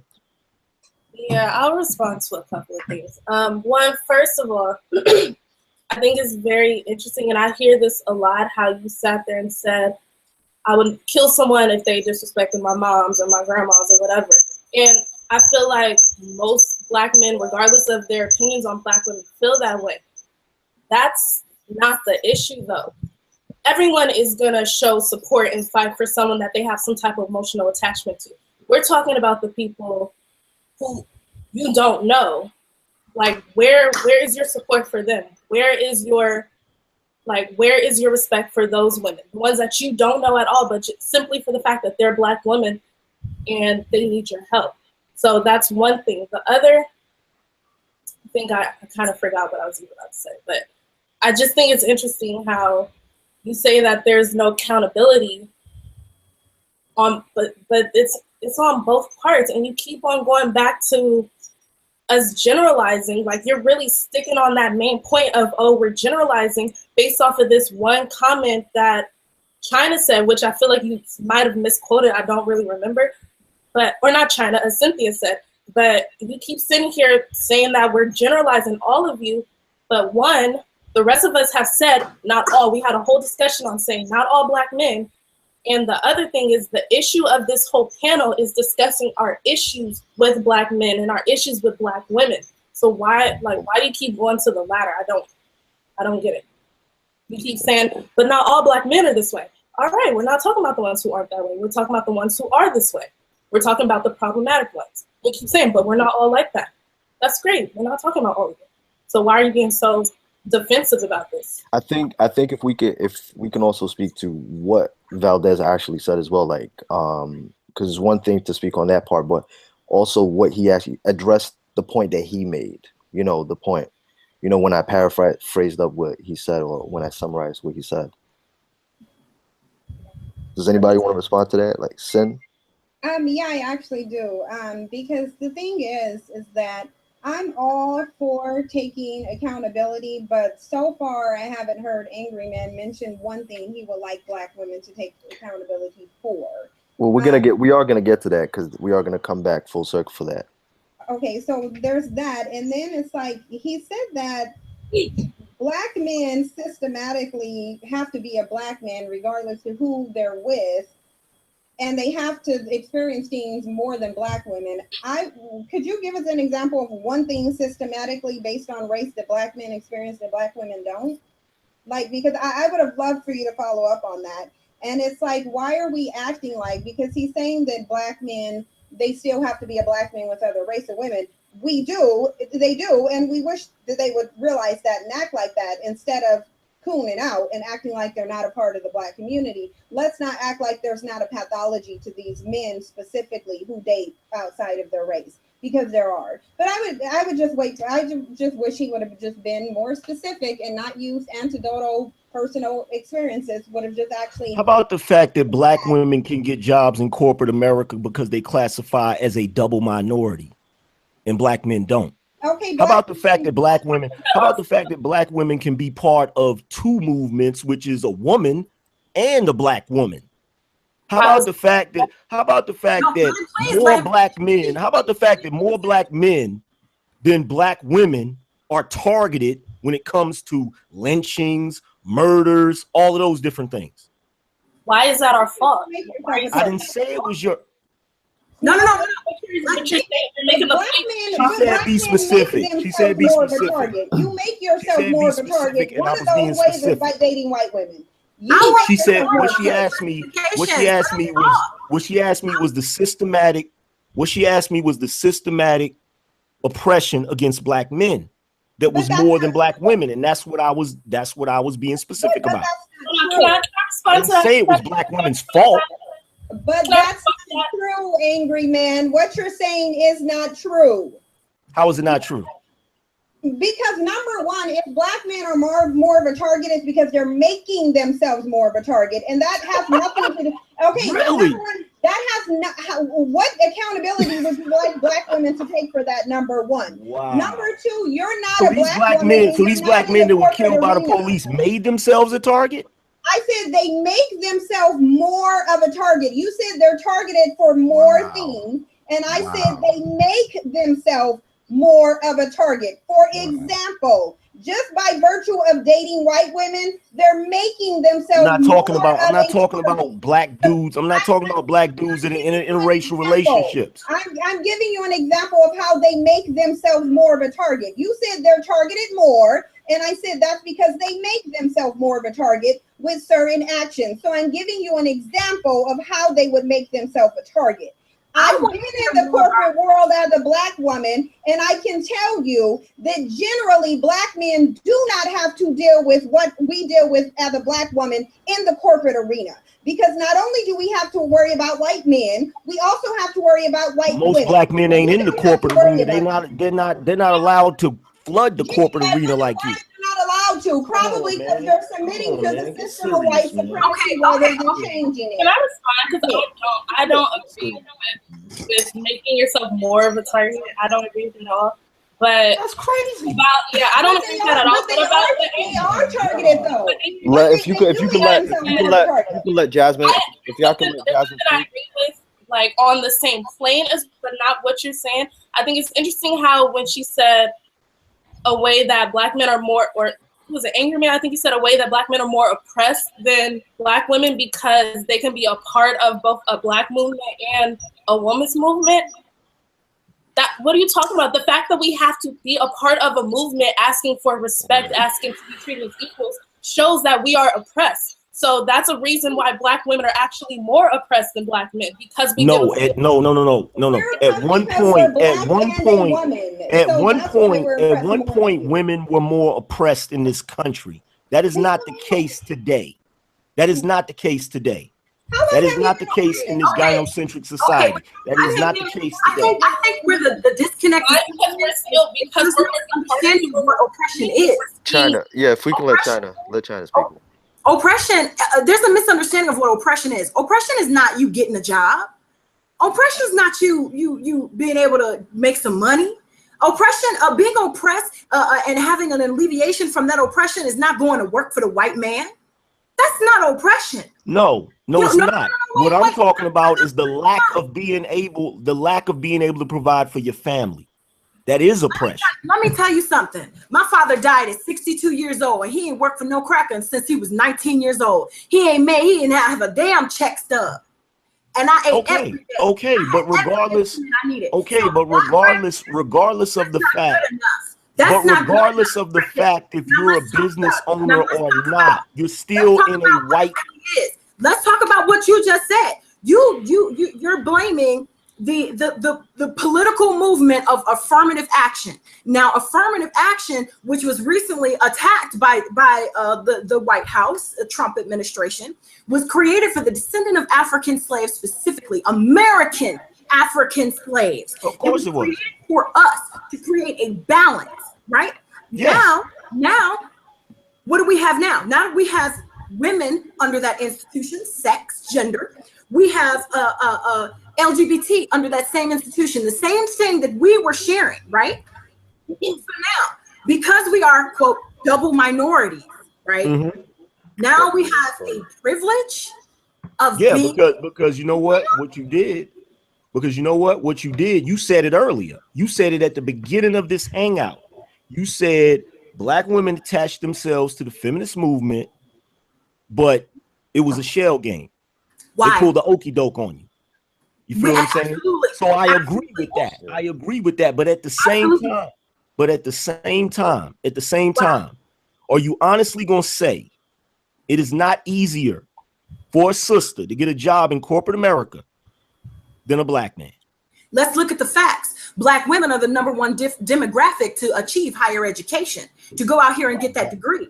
And if you look at the facts, if you look at the numbers, and all together still, even with a higher education, per the white man's $1, the black man still makes more money than an educated black woman. But hold on, but why is that? Let's keep that in perspective. Let's use statistics and let's use data. Let's bring it all out and put it out. Go back for a second. Chyna, go back for a second. Why is it that black women are more educated than black men? Because we pursued higher education. And we're just lazy bums. See, there we go right there. And that right there, that attitude right there is terrifying. The fact that you are filling in the blanks with some sort of negative attack against yourself. You feel that way about you, baby, because I didn't say that about you. And I did not say that about the majority of black men. That's you filling in those blanks. So you got to ask yourself why you felt that way. Could it be? I never said that. I never said that. Ever. Could it be, for example? Ask yourself why you feel that way. Listen, let's get things straight. All right. I don't believe that a higher education or some fucking degree or a piece of paper, a master's, or even if it's a PhD, equates to the worth of my people. Because we're not running those institutions. So as far as I'm concerned, it don't mean a goddamn thing. It means nothing to me. But to make a way, you damn right. The reason why they're adding in specifically why we akin to what Jasmine just said. Black man, we are out here fighting the world. We're out here fighting the world. We out here with water up to our necks, swimming, trying to carry everything on our backs. And we sitting up here got to fight you too? Chyna, carrying everything on their backs. Chyna, can I ask you a question? You better wake up. You mentioned something about Black Lives Matter earlier. If you go to their manifesto right now, it does not even include the black man. You ain't carrying everything by yourself. The greatest myth ever told. Get out of here. All right, wait. So I have all right, so I wanna I'm gonna ask Tori and Rain the same question I've asked the brothers. Everyone keeps saying in the chat, they want to hear Torian's view, the issue, and Torian, what do you feel the problem is, if you feel there is a problem in regards to black women? I would say that a huge problem is most likely the lack of listening. There's it's a whole bunch of just going back and forth, and then it's always you have to get the last word no matter what, and if you don't get the last word, then that's it. Then there's no resolution. Nothing's going to get solved, and then it's just going to be one big standstill, and then we all just going to be standing there looking dumb at the end of the day. And that whole lack of listening thing, is just a prime example of what just happened right now. That's why I'm glad I went last, because I was literally formulating in my head what I was going to say, and it all goes back to the whole thing of just listening. It's bad because it's it's that whole that saying, it's too many chiefs, not enough Indians.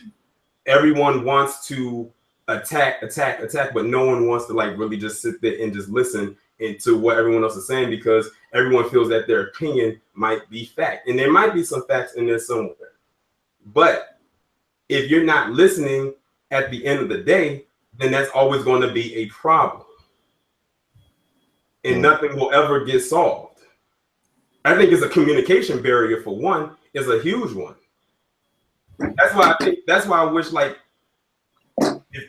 if in some, I would say, I get warped reality, I wish we could go back in time to a place when everything was kind of set to see a prime example of what a solid black unit looked like, because we do not have any good examples of what that is today. As we can see, we are living in complete dysfunction. And unfortunately, some people revel in that dysfunction. Like they enjoy it so much to the point where they have become comfortable in that dysfunction.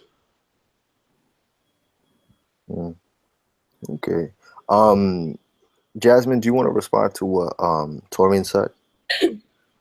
I kind of agree with what you're saying. I get the point that you're making, but on the other hand, I feel like from my personal experience, from my family, and from what I've experienced with other families, I feel like a lot of Black women, at least used to, put the feelings and the thoughts of Black men before their own. I feel like a lot of Black women used to put their own emotional burdens on the back burner for Black men. And I feel like that was back in a time when a lot of Black men were a little bit more, like we could depend on them a lot more.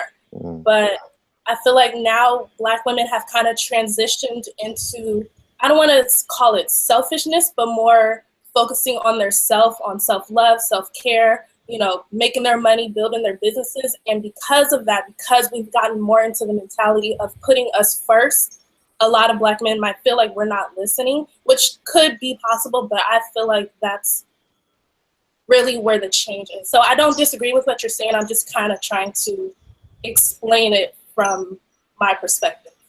Well, can I ask you?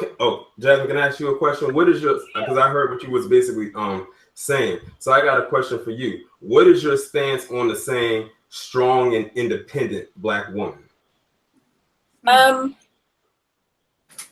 I don't agree with the mentality of a lot of women who say I'm a strong, independent Black woman who don't need no man. I think that's bullshit. I feel like Black women need Black men just as much as Black men need Black women.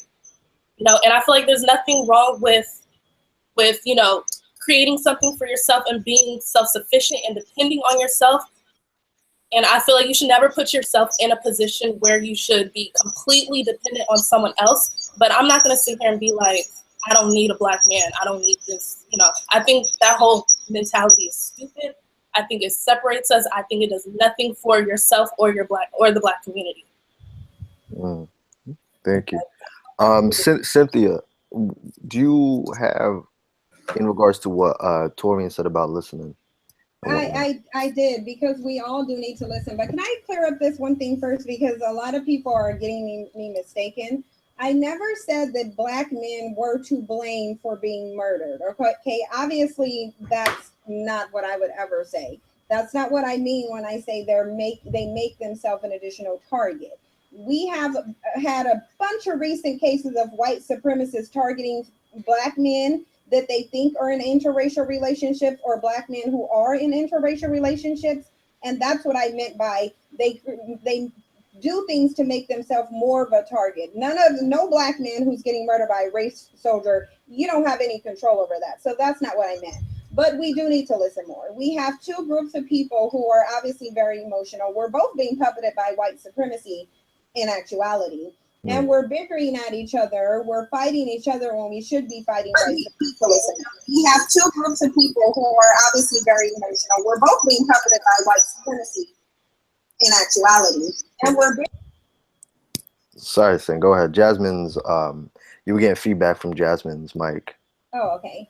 Yeah, so no, that's the thing. We really should be listening to each other. Something that Chyna said, I wanted to go back to that, because she did say we're on the verge of extinction. And I know that Robert said that that's not true, but if you look at everything that's going on, there's multiple different ways where ultimately that is their goal. Whether they're going to accomplish that goal is yet to be seen, but ultimately that is the goal. And if we keep going down the same path, we probably will be exterminated. Okay. And rightfully so, because we're wallowing in too much hate and we're fighting each other. So we're actually helping them by not listening to each other and looking at each other's grievances and saying, hey, we do have a lot of on both ends. We have a lot of psychological problems that are not being addressed. This is generational.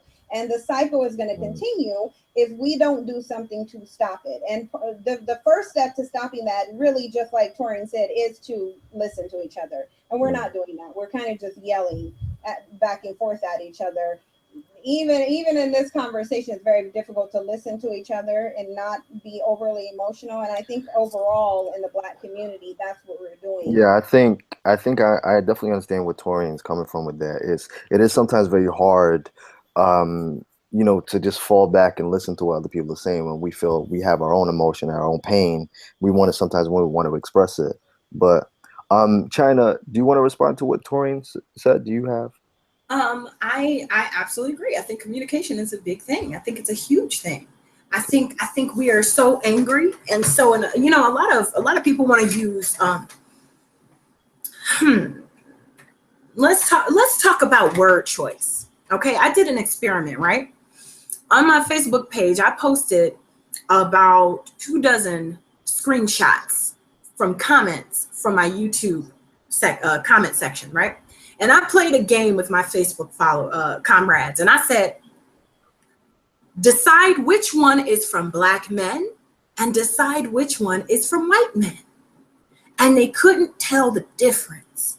And so the words that we are choosing and using, it's being communicated. It's all coming from one voice. It's coming from white supremacy.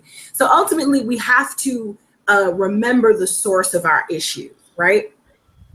That being said, I sometimes think, right, when I think from my little young mind, from my little young 80s baby perspective, right? When I think about the dynamics between descendants of slaves, when I think about Black men and Black women, and I think about us in that field or in the house or wherever we were serving our oppressors, I think about how we would react today and how this began, how this tension between us began. And from maybe this is supposed to go through the cure or the solving the problems, but I believe that there is a resentment from Black men, from Black women to Black men for not protecting us. We was watching them white women, and we was watching them white women just make one accusation. We were watching them make one accusation, and their men would swoop in and protect them by destroying our men. And it may not be the right thing to do. It wasn't the right thought process. It was illogical because we were all under white supremacy. But watching generation after generation of us being manhandled and abused and separated. One of my peoples, Nyla, also pointed out, a lot of people say that the detriment of the Black community is single Black moms. We've been single Black moms because they've been taking you off the plantation and selling you to another one. We've been raising our babies alone. We've been doing that. So I do believe that communication, but empathy. We don't even empathize. We would rather empathize with our oppressor and protect our oppressor than empathize with our own struggle. We're in a pissing contest of who's got it worse, the oppression Olympics amongst Black people, instead of looking at the actual source of where it comes from and how, ego or not, because I talk about this all the time, how light-skinned people, we got to get questioned. Mixed race people, they got to get questioned. Particularly people who interracially dated. I've interracially dated. I was not to be fucking trusted. I was not to be trusted within the Black community. Absolutely. And so when we can't be honest, and our guards are up, it's not about the community. It's about you. It's about yourself. It's about I. And when we aren't able, because some of us aren't able to communicate because of personal feelings. I'm a Virgo. I'm a defensive human being. I've had to overcome a lot. I have grown as a person a lot to even be able to accept criticism and say, yeah, you're right. But there's not going to be anything if we can't communicate with each other. And along those lines, this is the work that needs to be done. Yeah. It's not going to be cute. We're going to get emotional. We're going to get mad. We're going to get angry and sad and pissed off. It's going to happen. Some ugly things are going to come out. And it's only going to get, I'm trying to tell you, this ain't lollipop land, goddammit. This ain't Candyland. It's only going to get worse. Are you prepared for that is the question. Are you prepared for the ugly shit to come out? Sorry, God. Are you prepared for this to come out? Are you prepared to face this head on and confront it? I'm ready. I'm ready. But okay, thank you. What we're gonna do now, guys, we're gonna start. Now we need to start healing. We need to start looking at the solution aspect and what we require. See, we talked about the problem, what we would like, what we would require. I'm gonna do it a little bit differently. I'm gonna start this one with the guys because I started the problems part with the ladies. I want to start with Robert Perkins, and I'm gonna ask you the question, brother. I want to ask you what you think Black men require from Black women. What do we need from Black women in order for us to heal and get true solutions? Well, I'm going to say that a lot of us, and I don't even know, I can't really call this a good thing. A lot of us Black men seem to need our egos stroked in excessive amounts. And I personally believe that in itself, that ego stroking that we require, that Cynthia alluded to it earlier, that, our women just aren't brought up and taught to do that, to be that constant, cheerleader at all times, like other races of women are taught to accept everything. And, with our women being raised completely different, and we seem to need that ego stroke. And I think we get that from being in this fucking society. I do feel like every image we take in, everything we look at, it's all created this facade of a relationship that we, even as Black men, want. We sit around acting like porno is supposed to be our fucking sex lives, for God's sakes. I mean, we don't have a true connection to the woman. We're living through this society and the views of this society has on relationships. And I feel like that, Black men need Black women to be there to, stroke our egos. We are going to need that, just like Black men need to stroke Black women's egos as well. And I feel like that we need to have more communication. I feel like the way that that our women express themselves isn't always healthy. They're shut down, storm off, emotional outbursts and things, hurtful things that are said. I think that we need to just find better ways to have arguments. I mean, you have to go to 10 for every single little thing. I feel like our women, and I feel like that's a defense mechanism that they have, but that's something that happens a lot. And I think we need our women to be more, understanding, more submissive. I know that's a word that gets treated like, crucifix to a vampire a lot of times, but that word doesn't mean to be a doormat, which a lot of men perceive it as being a fucking doormat for a man. I feel like the submission, being more, understanding in that way, I think that would bridge the gap to a lot of the communication issues that we have if we actually apply that and quit with this internet shit that we have going on right now. And this is how we function out here in this world. Thank you. Jasmine, you're gonna need to unmute yourself, Jasmine, because you have feedback and you didn't unmute yourself. But do you want to speak on what Robert just said? What he basically asked from Black women. You need to unmute yourself. At the very top of your screen, there's a mic. You need to select that mic. You need to click on it. I don't disagree at all. Just to touch on what he said about need, a lot of Black men need their ego stroked, which is definitely very true. Black men need to get out of that mask of hypermasculinity. I feel like they need to be willing to be more vulnerable and be more sensitive and be willing to open up and not be afraid of us depicting them as, oh, he's soft, he's whatever. A lot of Black men try so hard to be extra manly because I know that they feel they need to. But when it comes to interacting with Black women, I feel like they need to kind of drop that veil and really tell us what they need from us. Well, this is what brothers are doing. Like, this is what Robert has basically said. This is what we need. Yes, I agree. I agree with everything you said. Sin, what do you have to say about what Robert asked and what he said that we need as Black men? See, I don't believe or buy into hypermasculinity, and I don't even like that word, because I don't necessarily think Black men are trying to be hypermasculine. I think they're acting out in response to being oppressed and being reduced to the level of demasculation, because the system of white supremacy is designed to strip Black men of their masculinity. And I think if we as women would understand that a little more, I think it would go a long way. And I think if each side actually understood what we are both going through.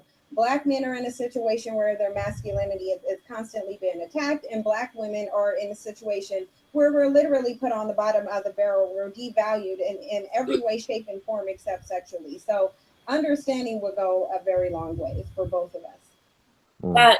That is what hypermasculinity is, though, because Black men because they feel like they are, and to some degree they have been emasculated by an oppressive system. They over exaggerate. Oh, I could get this many females. I can do this. That's what hypermasculinity is, and that's what I'm saying. We need to drop the act.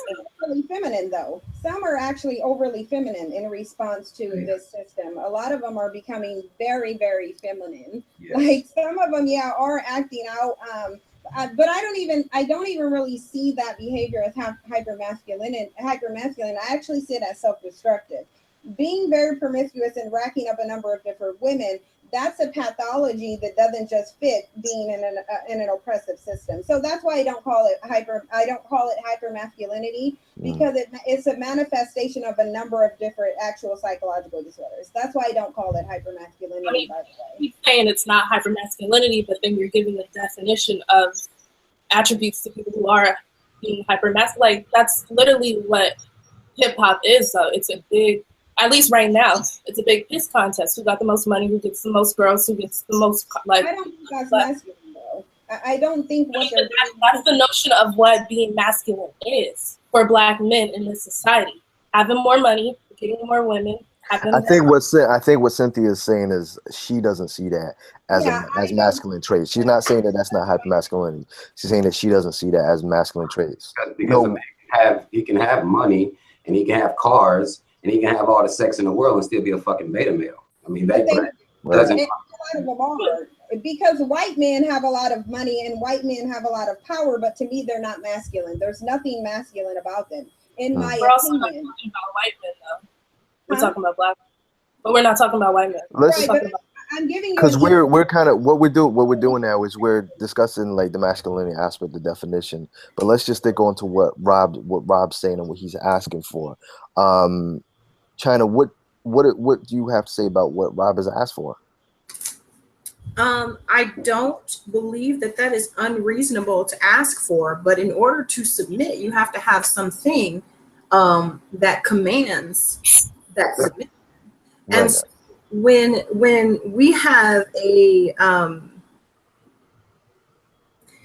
going back to this not all thing, let's actually go back to, because I've been taking notes. Let's go back to this adage of I'm a strong Black woman and I don't need no man. I'm a strong, independent Black woman. I've always said that I am not an independent woman. I am a woman who has independence. And there is a huge difference between those two. I was not created and I am not sustained by myself.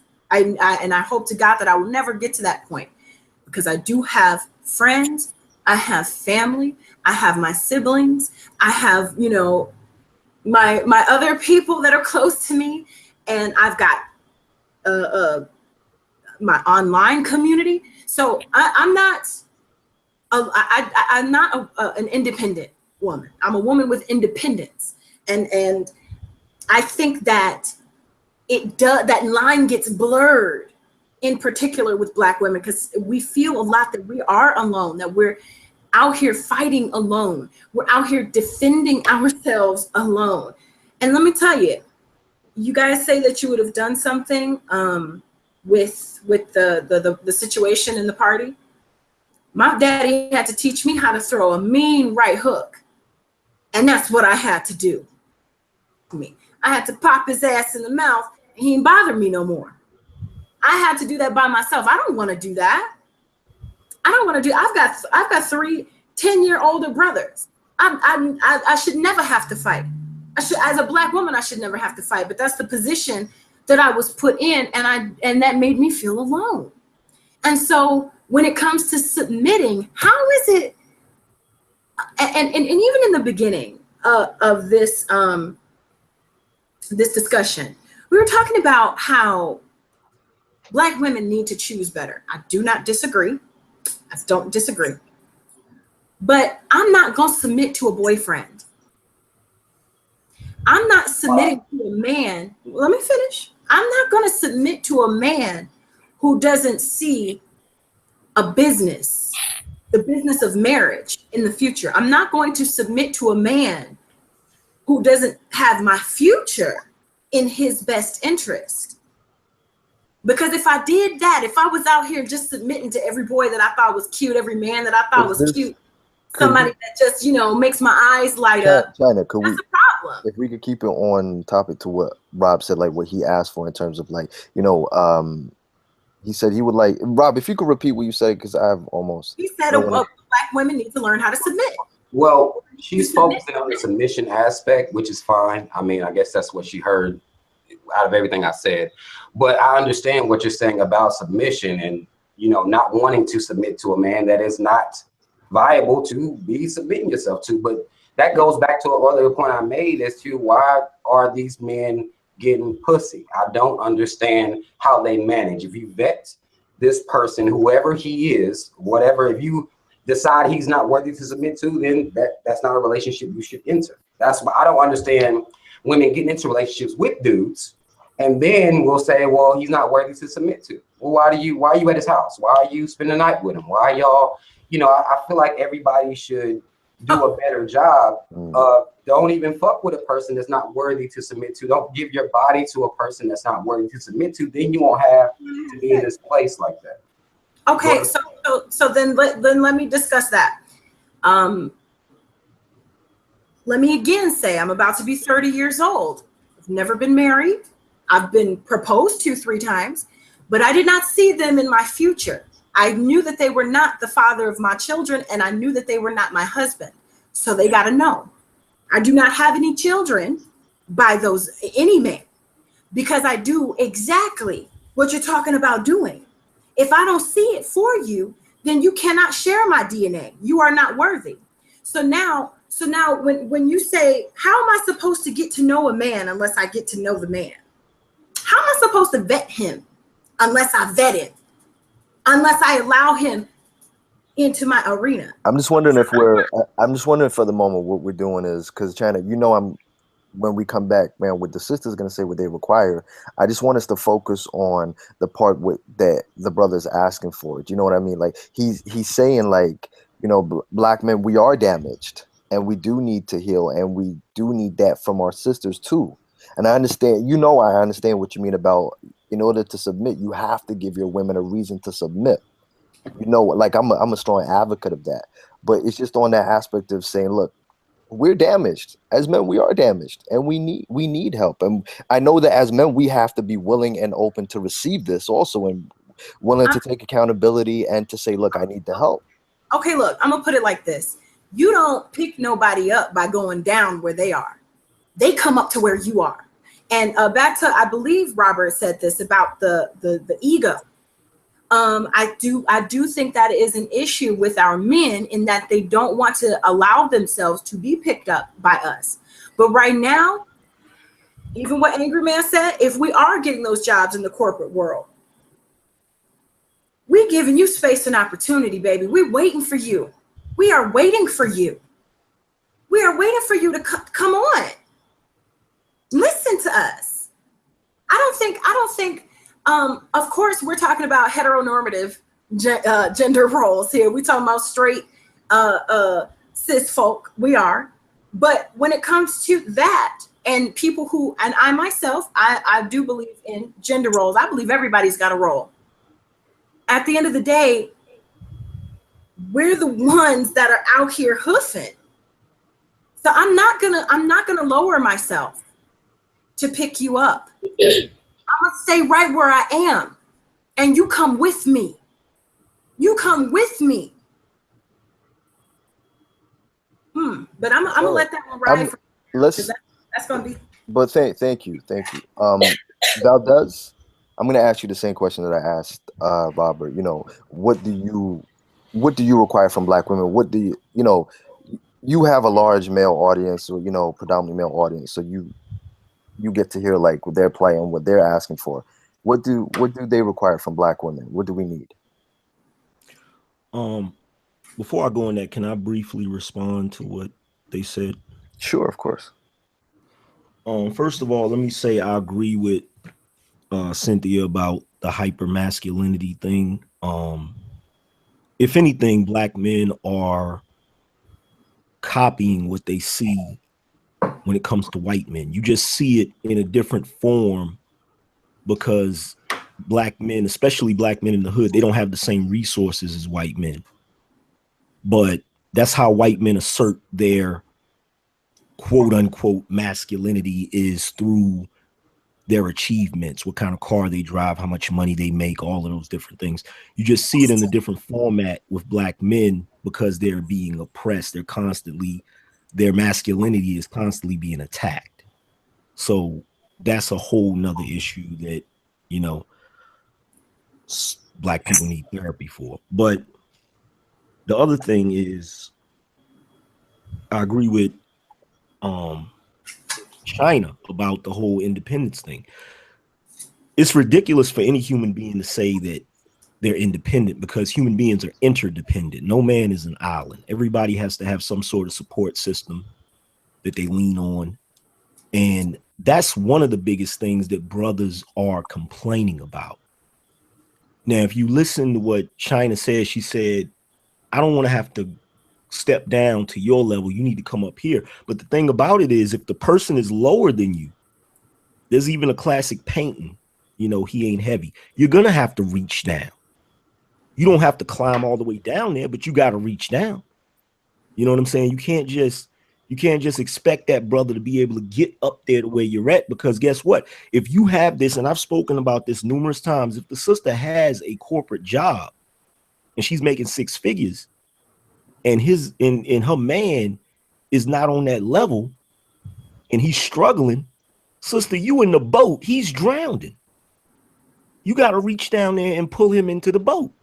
And one of the ways I've said numerous times, and this is only if you're dealing with a dude that you're in it with.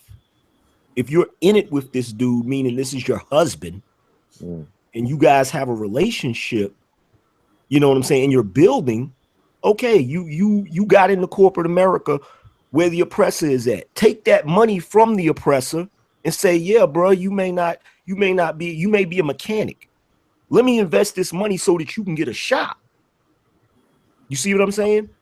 And then all of a sudden you're building together. So what I hear from a lot of brothers is the fact that they want support from their sisters. They do want their egos stroked.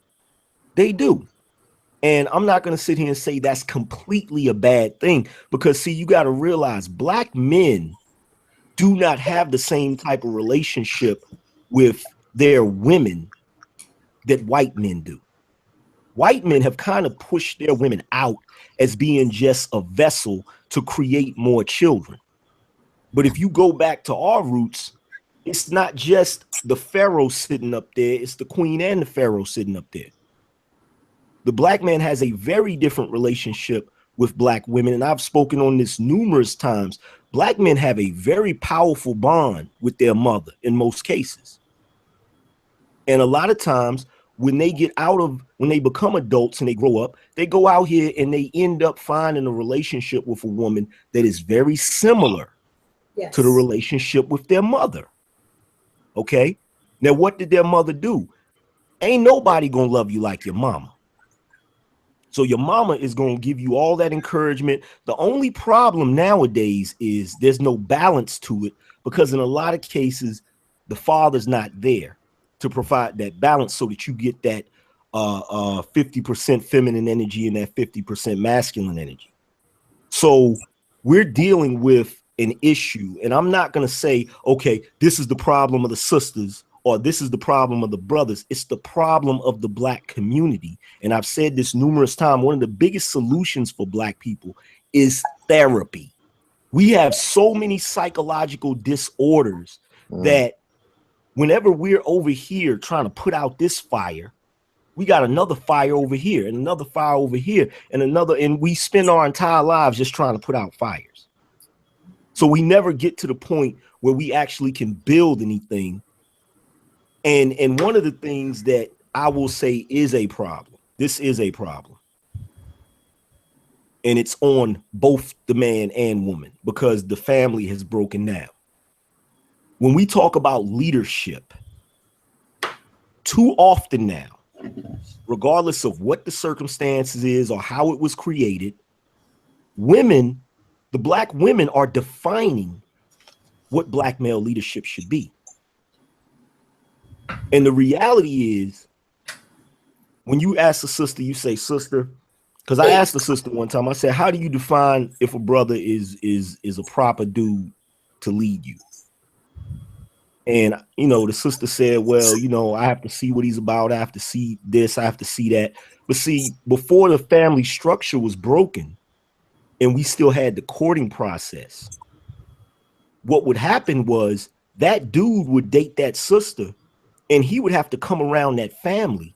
Okay, now and the mother and the father would look at this dude and she would interact with him for a period of time. And they would find, see, a lot of people forget why the whole process of, you know, the father giving away the bride, because he's responsible for that daughter, protecting her, providing for her, certain things like that. And when she gets ready to get married, he's the one that's giving her away because he's already made sure that this dude is a proper replacement. So it's supposed to be the men are, you know, defining and saying, okay, this is what Black male leadership looks like, and this is what it doesn't look like. But because we have a breakdown in the Black family right now, that's just, you know, out the window.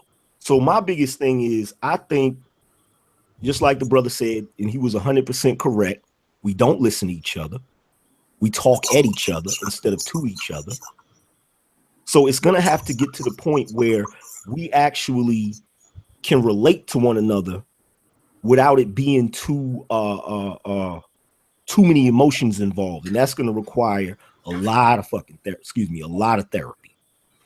You feel what I'm saying? That's what I think. I think the sisters do need to give brothers, you know, we do need our ego stroked from time to time. Not all the time, because sometimes a brother got to have some tough love, but we do need that sometimes. Especially the Black man dealing with what he has to deal with in America. That's all I had to say about it. Sisters, you want to respond to what Angryman has asked for? I don't disagree with the word he said. He was 100% on point with that one. Okay. Cynthia?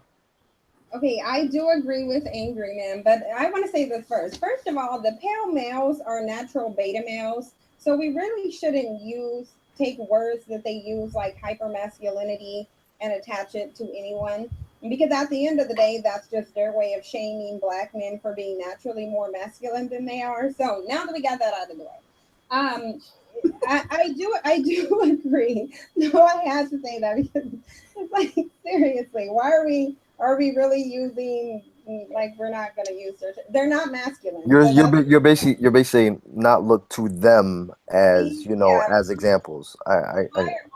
Because we already know white men created hypermasculinity. So why are we even using a term to define masculinity from people who aren't masculine? But anyway, men do need their ego stroked. So I'm not going to say that we shouldn't stroke their ego, but I think that we shouldn't stroke their ego when there's nothing to stroke. That's number one. I also want to say, because people touched on the independent women, Black women don't want to be independent. Okay, I'm gonna say that I speak for all Black women when I say we don't want to be independent. The ones who think they do are very misguided. We wish that men would think about why we're saying we're independent. Are we saying we're independent because we just want to do everything on our own? Or is it because 9 times out of 10, we don't have a choice but to be independent? We watched our mothers growing up being independent, and then in our own lives, we don't have men to rely on either. So if you are a man and you're doing what you should be as a man, because I believe in gender roles too, number one, you won't have to ask for submission. And number two, you won't have to ask anyone to stroke your ego, because she'll just be doing it. And she'll be praising you and acting out what she would be doing normally by you being the man. We don't want to be independent. We don't want to be a man. What about what Valdez said? Sorry, in regards to like the therapy that we need and the the kindness and the healing that because I don't want us to go off topic for what he said, because we know we're gonna come back in the sisters in a moment and give you guys a chance to do that as well. We do need therapy and healing, and we need to understand that therapy and healing is not going to come from anybody but us. It doesn't matter whether white people die off. It doesn't matter whether everybody but Black people die off. At the end of the day, when they die, they're not taking all of the psychological trauma that they passed on to us. So we should be starting to work on that from within right now. And literally, we should have started doing it years ago. But since we didn't, we should start doing it now. We really do need to address the psychological problem so that we can stop passing it down. And again, like I said earlier, we can break the cycle. Because right now it's just perpetuating itself, and it's going to continue to. We could all benefit from a boatload of psychiatrists, but nobody's going to give it to us. So we need to act as our own psychiatrists. Chyna, what do you have to say in regards to what Angryman said in particular? I wholeheartedly agree about the therapy. I think that's one of the things that I was discussing with emotional intelligence. A lot of people think that I am crazy because I'm able to articulate my emotions, and because I am an emotional woman. They think I'm nuts. They think I'm just some raving monster. But what it is I understand my emotions. I understand where I'm coming from, and I know how to articulate them. I don't see when I'm off these videos, I know that cognitive therapy, I've been dealing with the wounds that I have as a person and as a Black woman. I know how to deal with those things. And again, in the introduction that I gave, this is catharsis for me. This is healing for me. Being able to articulate the emotions and the pain and the thoughts, that is how I handle it. That is coping for me. It's powerful for me to be able to discuss this with my people. And when it comes to, I do want to touch on something that I believe Angryman said. There is a strong mistrust between Black men and Black women, right? When you say, when we're getting those corporate jobs, then that the painting shows someone reaching down to pick them up. The problem is, every time we pick y'all up, y'all go off. Now, of course, not every time, and not all Black men, and not all Black situations, and Black relationships. But that's the fear. That's when that mistrust kicks in. When I pick this man up, is he going to see me the same as when he was down there? But when we are equals, or when he's above me, is he going to oppress me? Is he going to still love me the same? Is he going to still treat me the same? Is that going to stay consistent? And that is a genuine concern with Black women. And when we express these concerns to you, and the rhetoric pops up of not all, and that's crazy, or the laughter, that makes us trust you even less, because we can't even talk to you. And it makes us defensive. And really, I think it's not so much of an ego issue as it's a hurt issue. They say there's hell hath no fury like a woman scorned. When in particular Black women, when we get hurt, we don't have time to sit down and lick our wounds. Okay, yesterday I spent 12 hours with my friend because she attempted suicide. And I know all the things that she's going through as a Black woman. I know all the things that she's going through as a Black mother. I know all the things that she's going through in her life. And the fact is, she felt like she had nobody to talk to. But she did. She did.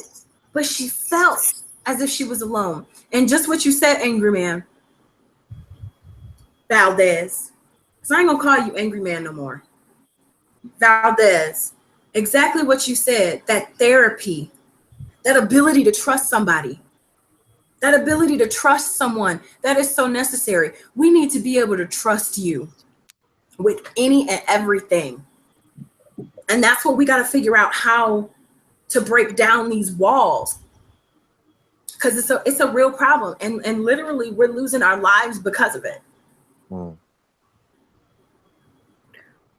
Can I ask Taurine now to, Taurine, the same question I've asked the guys. I want you to put your 2 cents in. And really, sorry, go ahead, bro. I would say that a solution that is definitely needed for Black people across the board, and this goes for the men and the women, is we need to have a code of conduct. That is something that is extremely lacking in the Black community as a whole. And I don't even know if there was ever a code of conduct established for Black people ever in time. It might have been at one time, but that's eons ago. And I will tell you this right now. Don't think for a single solitary second that white people are completely united. They just put on the front. They are just as messed up as the rest of us. It's just the fact that they have the power to manipulate their images to make them appear pure, and the power to distort images to make us appear bad. And they are very good at doing it again, bro. And they're very good at doing the both of them simultaneously and effectively, and have been doing that for a very long time. If you don't believe me, and I'm gonna enter a shameless plug on your channel right now, Angel, go look on my channel and look at all the Thugs Everywhere videos that I have done.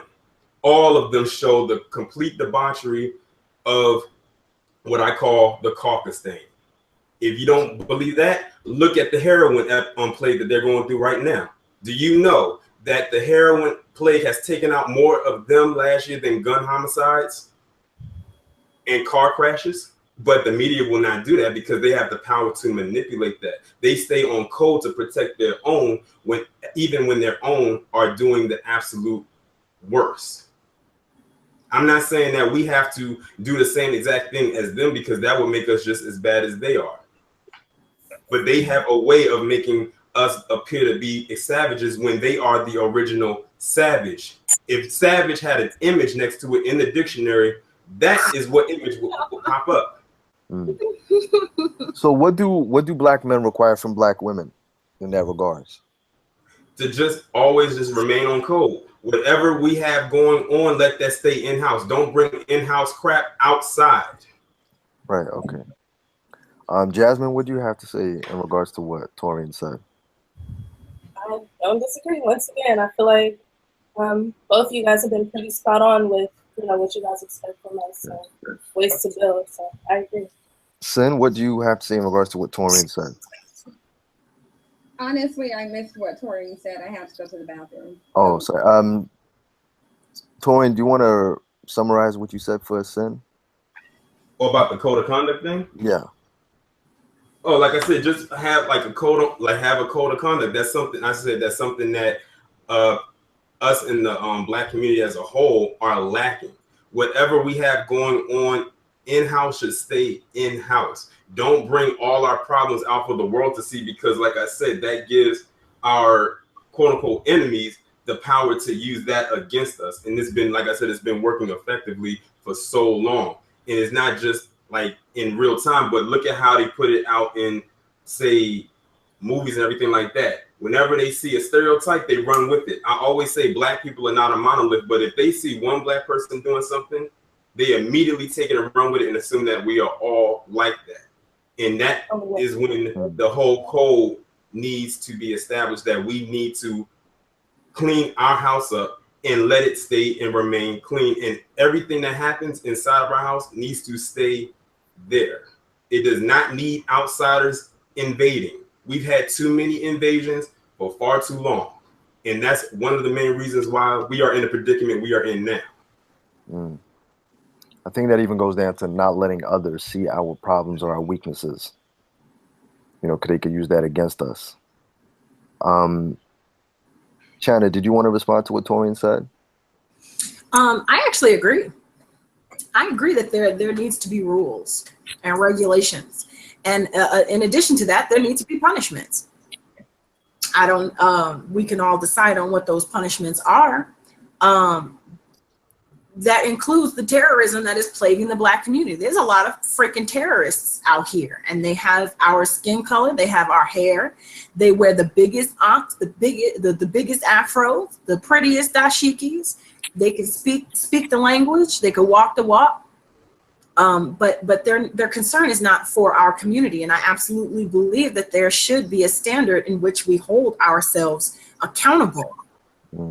And I don't think we have that. We have a very individual mindset. We've bought into this American dream. We've bought into capitalism. We're not capitalists by nature, and really we as the descendants of Africans, we are not. This is not our natural habitat. We're like lions in a zoo. Okay, we know that these are fake trees. All right, we know we're getting chopped up meat. That's been through a process that are processed, and so we're under these rules, trying to survive the best that we can, and we are there's a specific word for it. I can't even think of it in my mind, but we're not living in our natural habitat. We are taking on, like he said, the original savages. We're behaving like them, but it's only helping them. So I agree, we do need a code of conduct. Okay. And to piggyback off of what you just said, Chyna, when it says dealing with consequences, the consequences need to be dealt with by us. Like when we calling out, like, you know, people like, let's say like these coons and sambos, we have to deal with them, because if we, as you can see right now, they're running amok. They are out of control. And if we don't deal with them, that's what it's like a breeding farm of chaos. Okay. I want to bring this back now to the ladies. So it's the same question that I've asked the brothers. I'm going to start with Jasmine. And then Jasmine, I want from you, what do you require from Black men? You personally, from what the sisters that are on your platform have asked and what you see, you know, what do you need to heal and, you know, solution wise? I think first and foremost, we need to establish a level of respect for each other. It's not just a one-sided thing. We need to respect each other, which means listening to us just as you guys feel that we need to listen to you guys more. You guys need to listen to us more as well, which also means not automatically writing off our opinions as us being angry and bitter and, you know, things of that nature. So I think that goes both ways. I think there needs to be a lot more loyalty and devotion to Black women. You know, what Angryman said, I agree very much about how Black women have been raised up. You know, we've raised ourselves up, and, you know, we can't leave Black men drowning. I completely agree with that. However, there are many situations where we have helped Black men build, and then in return, they leave us for a white girl, just like, you know, Chyna said. So I feel like there needs to be a lot more loyalty and devotion for that. And honestly, I think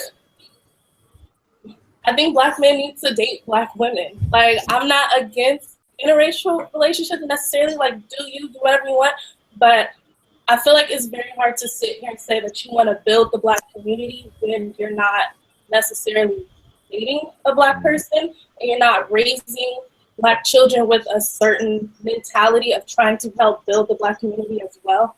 So again, no shade to anyone who does, you know, who dates whoever they want, you know, love is love.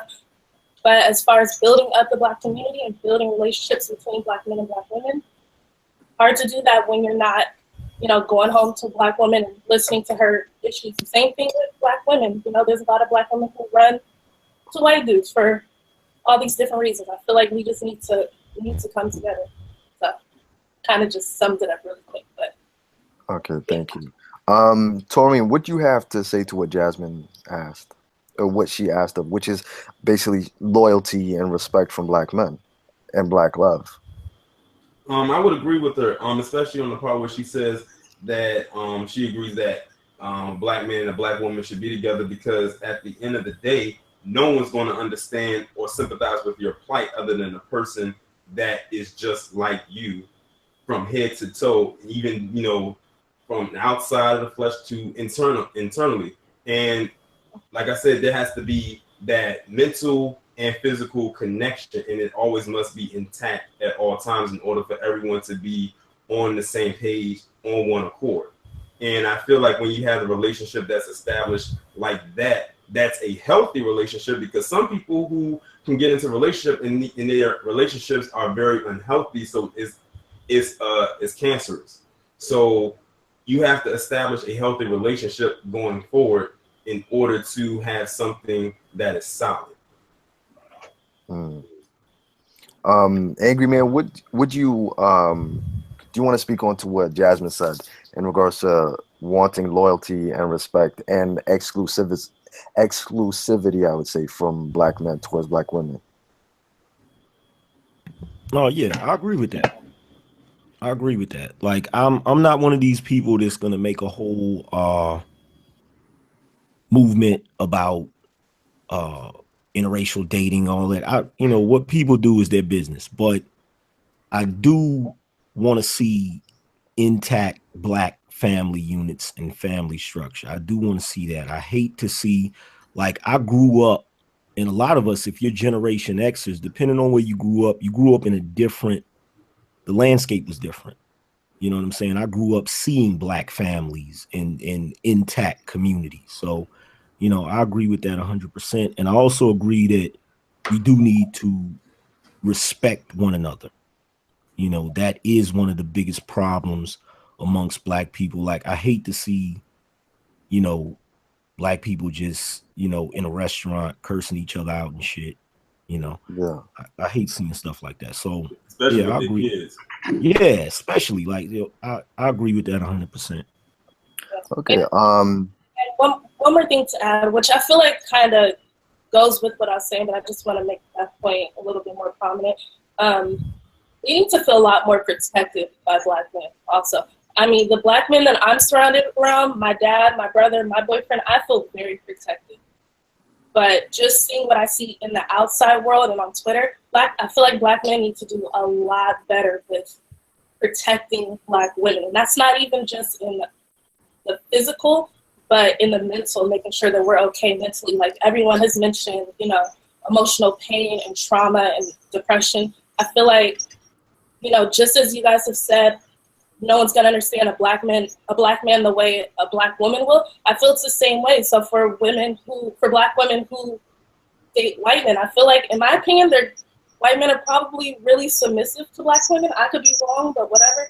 But I feel like it's the same. No one's gonna understand a black woman the way a black man is. And so I feel like we need to feel a little bit more protected by black men. Robert, what do you have to say in regards to what Jasmine has asked for? Well, I agree with what she's saying, most definitely. I mean, black men have to do a much better job of protecting our women and standing up for our women when they are being attacked.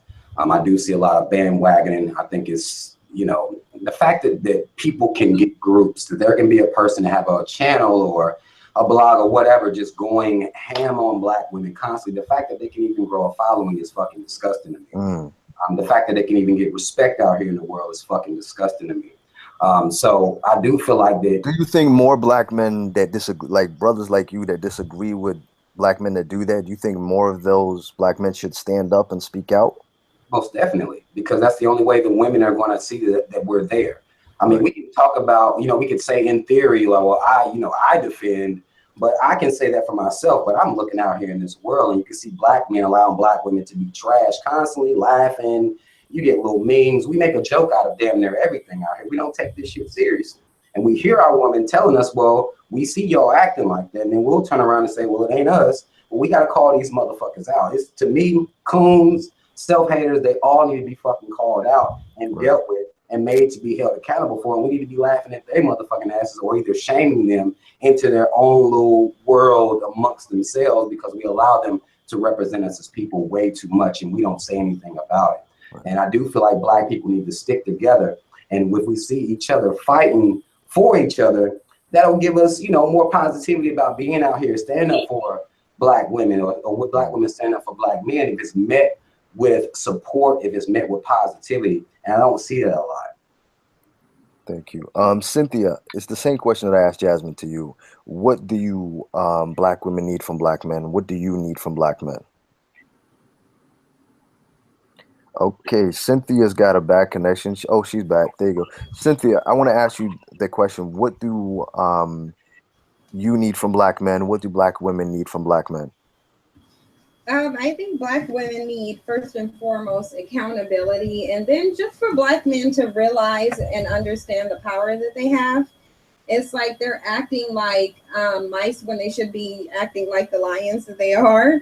And so if we could somehow get black men to realize the force that they actually are and live up to that excellence, that would really solve all of our problems. But you know, if you only have power to the extent that you believe you have it. So whatever we need to do to accommodate black men in that area, please do let us know. But I just wish that they would realize the power that they have and how literally this whole system could change overnight if they just understood the power that they have and utilize it. Okay. Robert, what do you have to say in regards to that? I agree to a point. I do feel as though that we have to get, I get that black men, we need to be better leaders.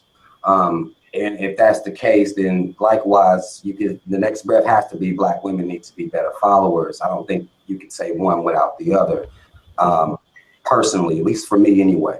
But that is a good point. I mean, black men need to be, for our children, for the entire community, for the image that we have out here in the community, we need to be better leaders. But I think it's hard for black men a lot of times trying to prove themselves to be a leader. Again, all black men don't have this issue. I don't have this issue. I don't have problems with black women or getting them to be submissive to me or anything like that. Because I'm an alpha male. I do what the fuck I'm supposed to do. But, you know, a lot of guys, a lot of black men, they feel like they shouldn't have to put forth the effort to, you know, show and be, you know, proper leaders.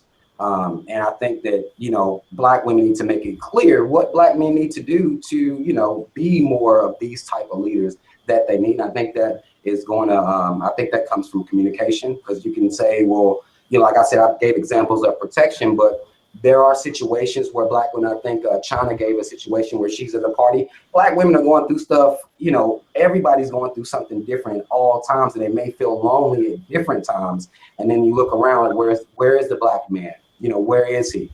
Why is he not here?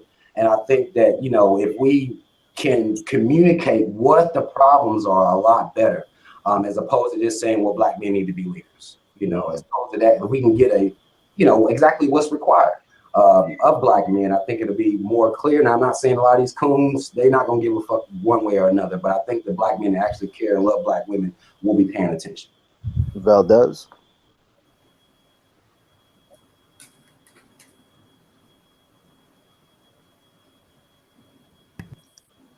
Who am I responding to? What Cynthia said, yeah, about accountability, etc. Well, yeah, you know, men have to be accountable. If we're going to be leaders, of course we have to be accountable.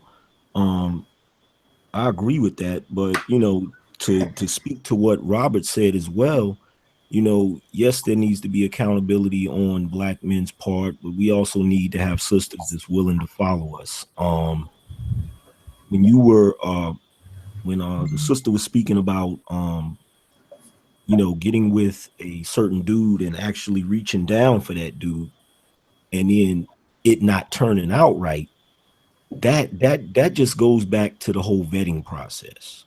You know, that just goes back to the whole vetting process again. You know, I really, you know, not to get off topic, but I really think that we as black people, we need to spend a lot more time building ourselves up to a relationship instead of just jumping in relationships. So right. I agree that there does need to be accountability. You know, on my channel, I'm constantly telling brothers that they got to be accountable for this, so they got to be accountable for that.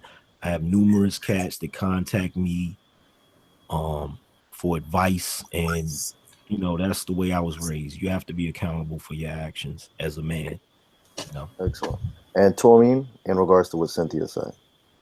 Oh, I definitely agree, and I agree with what Valdez said as well, because taking accountability as a man is probably one of the, like, if it was a checklist of what it considered to be a man, it's somewhere definitely in the top 5, and that's being accountable for your actions, whether it's verbal or physical or anything like that. You have to be accountable at the end of the day for every action that you take, because the minute that you try to disregard accountability, that's when a whole bunch of excuses start flying everywhere, and then it's one big mess. And accountability is something that I believe as a collective we all have to do, because we all, I mean, let's be real here, we're all humans, we're all human beings, we're not perfect, so it's always going to be slips in the crack. Some people slip a little bit more further than others, but at the end of the day, we all have to be accountable for our actions. Okay. Thank you. Chyna, lastly but not least. I'd like to go back to something that Jasmine and Cynthia were talking about, a hypermasculinity. I think a better term would be toxic masculinity. There is not a good example in the Black community of what manhood or womanhood should be. We are a lot of Black, I've told this before, because on my videos, I can get called a dick panderer, a pick me, or I hate Black men and I'm a feminist lesbian. So it goes either way. But really, I just dish it out equally. So we don't have a proper representation of what manhood is. We don't know.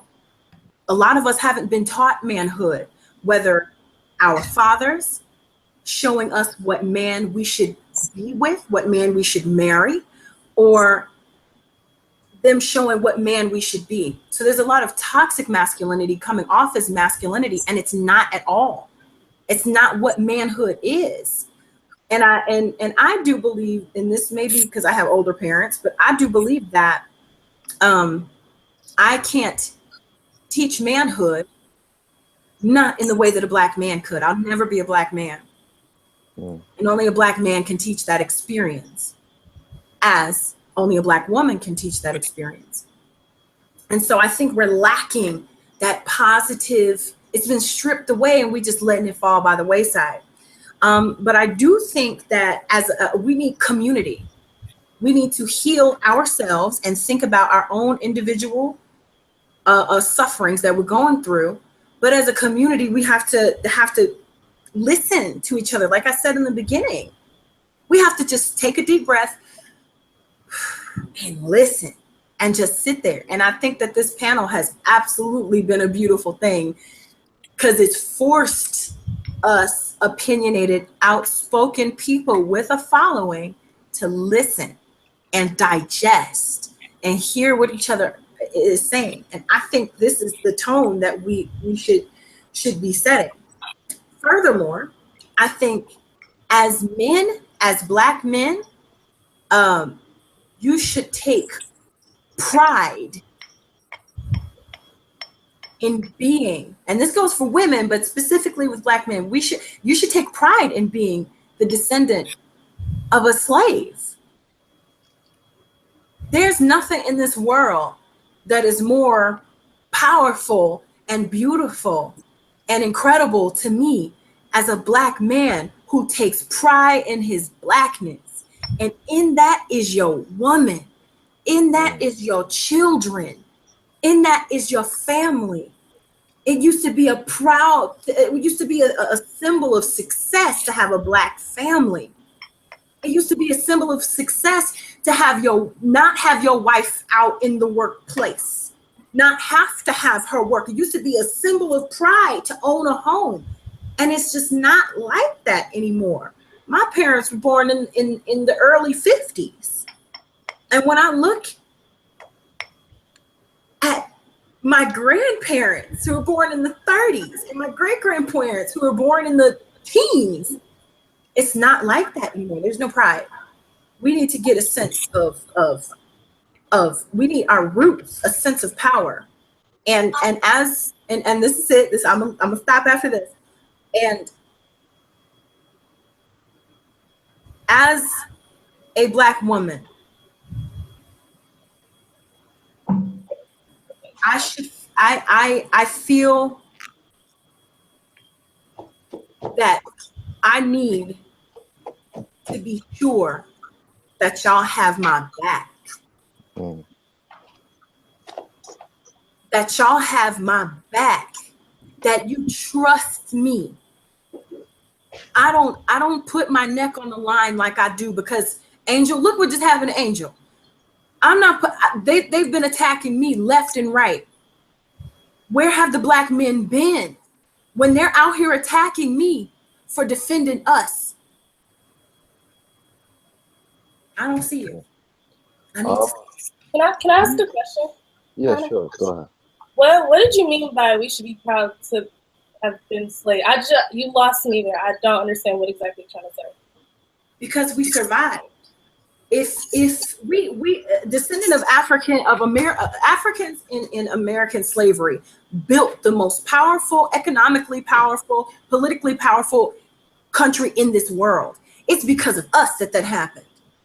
And we are the survivors of the ones, we are the survivors. We are the descendants. This is our land. Every time you walk out in the street, that street is because of us. That building is because of us. This institution that they built off of our backs is because of us. And we, instead of taking a shame in that, we should take a pride that we survived that. Our ancestors did that. So imagine what we can do on our own as like-minded people. Imagine what we can do. I don't take any shame in being a descendant of a slave. I feel you. I was just confused, but no, I feel you. I know, obviously this stream is going on quite a lot longer than we probably thought anticipated. What I want people to notice is that when we were talking about the problems that either black women find with black men or black men find with black women, it was very high octane, and we get very emotionally driven because these are issues that affect us. So of course we get agitated and angry with this. But notice when we start talking about solutions and what we require, it becomes a much more calming conversation. And that says a lot. I don't know what anybody else is taking from this, but me personally, it seemed to me that the brothers are asking for, kindness, to care us and love us. And the sisters are asking for leadership, respect, loyalty, and responsibility, things like, and that seems to be a thing. Like I said, what everyone takes from this who's watching is going to be very different.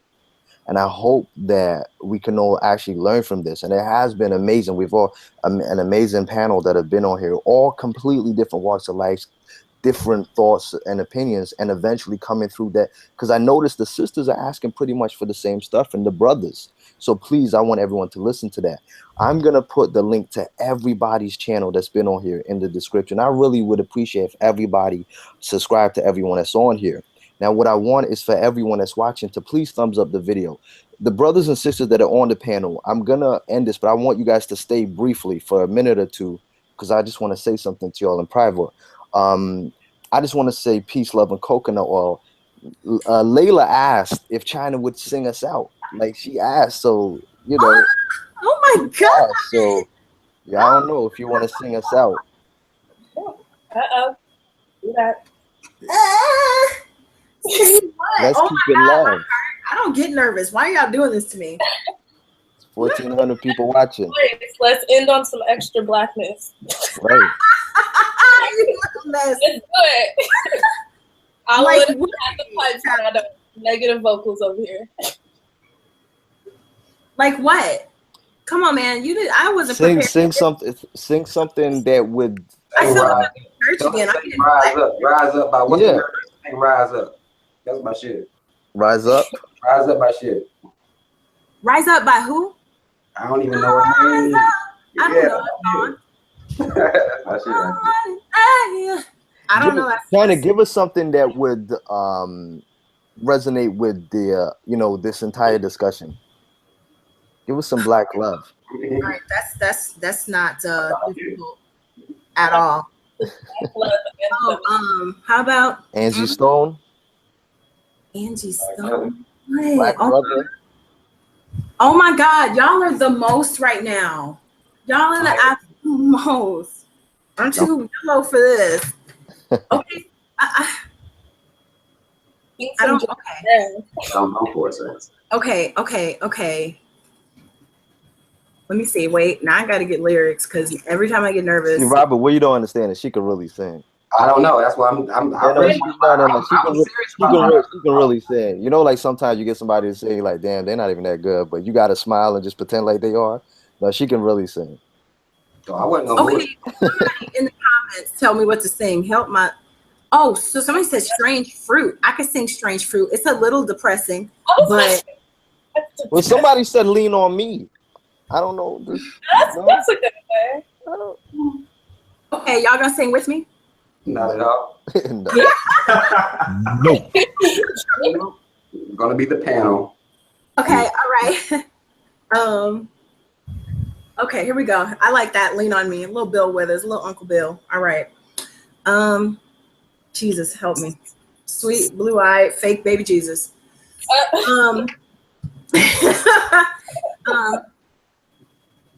Sometimes in our lives, we all have pain.